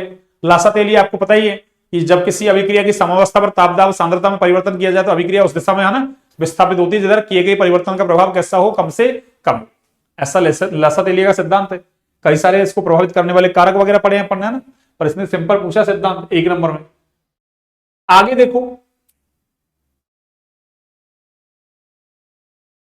इसको देख लो, यही कर देते हैं ना, एक सवाल को देखो और एक नीचे कर लेंगे। तो ये सवाल मैंने है ना ऐसे कैसे आपके एनसीईआरटी में दे रखा है, ये सवाल ऐसे कैसे क्या है, 298 केल्विन पर, अरे ऑक्सीजन से ओजोन, ऑक्सीजन है इससे ओजोन बन रहा है, इसमें रूपांतरण के लिए डेल्टा जी नॉट, अरे मानक गिब्स ऊर्जा ना, मानक गिब्स मुक्त ऊर्जा की क्या करवा रहा है, ये गणना करवा रहा है। यदि इसके लिए केपी का मान इतना है, आपके बिल्कुल दे रखा है ऐसे कैसे, है ना, ऐसे कैसे दे रखा है आपकी एनसीईआरटी में। क्या करोगे, अरे हमको पता है ये फॉर्मूला होता है, देखो डेल्टा जी नॉट, और ये क्या है, केपी क्या है, अरे साम्यावस्था स्थिरांक है गैसीय अभिक्रियाओं के लिए। केसी क्या होता है, वो भी साम्यावस्था स्थिरांक होता है, किसके लिए, विलियम अभिक्रियाओं के लिए। तो फॉर्मूला क्या होता है, डेल्टा जी नॉट बराबर, अरे माइनस का 2.303, अरे एनआरटी और लॉग के, है ना, सी। अब सी नहीं है, केसी नहीं है, या केपी है, तो इसको रख दो आप, अब वैल्यू रख दो सीधे सीधे आप, क्या होगा, अरे माइनस का 2.303, एन कितना है देखो, एन तो दिया नहीं इसने, एक मोल ही मानेंगे पर ना, अरे एन तो दिया नहीं है ना, एक मोल बन रहा है ना इधर, एक मोल, एन तो दिया नहीं इसने, है ना, कोई दिक्कत नहीं है, एन को एक रख दो। आर कितना है देखो, आर इसने दिया नहीं कुछ भी, तो अपन क्या है, डेल्टा जी नॉट ऊर्जा ही तो है, तो ऊर्जा के लिए अपन क्या करें, अरे 8.314 ये वाला वैल्यू रखेंगे, इनटू अरे लॉग केपी, केपी कितना है 2.47 गुना क्या है 10 की घात माइनस का, अरे 2.47 गुना 10 की घात क्या है भाई, माइनस का 29। अब इसको सॉल्व कर लो अब, अरे इसको सॉल्व करोगे ना, पहले इसको सॉल्व कर दो, देखो इसको सॉल्व करोगे ना, log m into n, log m plus log n हो गया, तो ये कितना होगा पहले इसको सॉल्व कर लो, अरे माइनस का 29 लॉग 10 ऐसे हो जाएगा ये, और ये क्या होगा लॉग, अरे 2.47, एक मिनट मैं इधर करता हूं इसको, और 2.47 ये लो, ठीक है ना। अब देखो अरे ये लॉग 10 का मान तो एक होता है, तो ये तो हो गया आपके माइनस का 29, और इस log 2.47 की वैल्यू अगर निकालो ना, log 2 का मान 3010, उसका 0.47, तो उसका लगभग आधा कर लो मिड, तो 38.5 के आसपास हो जाएगा ना, 0.038 के समथिंग, ठीक है ना, इतना हो जाएगा। अब इसको घटा लो, अब 28.62 के समथिंग आएगा ये माइनस का, अरे माइनस का 28.62 के समथिंग आएगा, और ये माइनस और वो भी माइनस, तो माइनस माइनस प्लस हो जाएगा, तो आपके आंसर किस में आने वाला है बच्चों, अरे प्लस में आने वाला है 2.303 इंटू एक को तो हटा दो 8.314, ठीक है ना, और इस पूरे की वैल्यू कितनी आ गई, अरे 28.62, कितनी आ गई बच्चों 28.62 आ गई, है ना इसकी वैल्यू। अब इसको सॉल्व कर देना आप, ये किस में आ जाएगा आपकी, अरे ये जूल में आएगा भैया ना, किस में आएगा बच्चों, अरे जूल में, है ना, ये किस में आ जाएगा आपके जूल में आंसर आ जाएगा, क्यों ऊर्जा है ना, तो ऊर्जा किस में आएगा जूल में आएगा, आपकी बिल्कुल एनसीईआरटी में दे रखा है, ऐसे कैसे मैंने कॉपी में करवा रखा है, यही सवाल बिल्कुल, है ना, सेम टू सेम सवाल आपकी कॉपी में करवा रखा है, ठीक है ना। आगे देखिए, ऐसे सवाल भी खूब किए हैं अपन ने, देखो क्या कह रहा है, एक बंद पात्र में 800 केल्विन पर अभिक्रिया N2 प्लस O2 इससे 2NO के लिए साम्य सांद्रताएं इतनी इतनी है, तो केसी का मान, अरे सिंपल है, केसी तो अपन ने अभी तो सीखा है, केसी बराबर उत्पाद की सांद्रता अपॉन अभिकारक की अरे सांद्रता, तो उत्पाद क्या है, अरे उत्पाद तो NO, और इसकी पावर क्या कर दो, अरे 2 स्टोइकियोमेट्रिक गुणांक पावर में जाएगा ना, अपॉन N2 की सांद्रता, और इधर क्या है, अरे O2 की सांद्रता, रखो वैल्यू, आप देखो NO की सांद्रता कितनी, देखो साम्य सांद्रता ये रही N2O2 NO, NO ये रहा, अरे 2.8 गुना 10 की घात माइनस का 3, और इसका क्या कर रखा है बच्चों, अरे स्क्वायर, और अपॉन में क्या रहेगा आपके 3 गुना अरे 10 की घात माइनस का 3, और ये 4.2 अरे गुना 10 की घात कितना है बच्चों, अरे माइनस का 3, ये तो केसी का मान, अरे सिंपल है, देखो ये देखो 3 दूनी 6, ये पावर तो ये चल जाएगी -3 और -3, अरे आधार समान है तो गुणे में घाते जुड़ जाएंगे ना, तो 6 से 6 गए, क्यों -6 ऊपर जाएगा +6 हो जाएगा ना, ऊपर -6 चल रहा है कट जाएगा, यहां देखो इससे दशमलव से दशमलव कट रहा है, इससे काट लो 14 दूना 28, और ये 14 तिया अरे 42, ये 9 यानी 2/9 हो गया ये, अरे ये 2/9, और 2/9 का मतलब कितना होगा, पॉइंट लगाओगे 9 दूनी 18, और फिर 9 दूनी 18, इस तरीके से हो जाएगा केसी का मान 0.222, इस तरीके से ये लो, अरे केसी का मान ये हो जाएगा ना, केसी का मान ये हो जाएगा, ये केसी का मान हो जाएगा ना, ये लो वो आपको दिख ही रहा है, ठीक है ना। इस तरीके से अपन ने बच्चों ना ये सारा पेपर सॉल्व कर दिया ना, और थोड़ी ना बच रहा है, ये तो हो ही गया सवाल सॉल्व, और अब अपना कुछ भी नहीं बच रहा ना इसमें, यानी आपके 19 क्वेश्चन थे, पर क्वेश्चन आपके 19 तो थे, पर 19 के सब पार्ट भी थे बहुत सारे। अपन ने विद कंसेप्चुअल सारा सॉल्व कर लिया ना, कुछ भी नहीं छोड़ा। इससे आपको बहुत कुछ सीखने को मिलेगा ना। यहां से सीधे नीट वगैरह में सवाल पूछ लिए जाते हैं ऐसे कैसे उठा के ना, कई सारे सवाल तो ऐसे हैं सीधे सीधे उठा के पूछ रखे हैं ऐसे कैसे। तो आपको बिल्कुल है ना 11th क्लास को अच्छे से है ना पढ़ना है। अगर कोई कमी रहेगी तो आप इस वीडियो को देखें और उस कमी को सुधारें ना, ताकि आप आगे जाके भविष्य में जाके ना नीट जेईई वगैरह जिसकी भी तैयारी करें आपको कोई दिक्कत नहीं आए। इससे आपको बहुत हेल्प हो गया ना। मैंने आपको बिल्कुल है ना डिटेल में एनालिसिस किया है, ऐसे नहीं कि आपको ऐसे ना हवा में उड़ा दिया ऐसे है ना कि आपको केवल आंसर दे दिया। आंसर देने होते 10 मिनट में आंसर है ना, 10 मिनट तो लगती भी नहीं, 5 मिनट में आंसर हो जाते सारे, ठीक है ना। फिर भी हमने लगभग है ना कितने देर की क्लास होगी, देखो लगभग आपके 1.5 घंटे से ऊपर क्लास होगी। 1.5 घंटे से ऊपर क्लास होगी। क्लास अच्छी लगे तो क्लास को लाइक सब्सक्राइब शेयर करें भैया ना, ज्यादा से ज्यादा शेयर करें क्लास को ना, ताकि और बच्चों को फायदा हो ना। ठीक है, चलिए और मिलते हैं कल।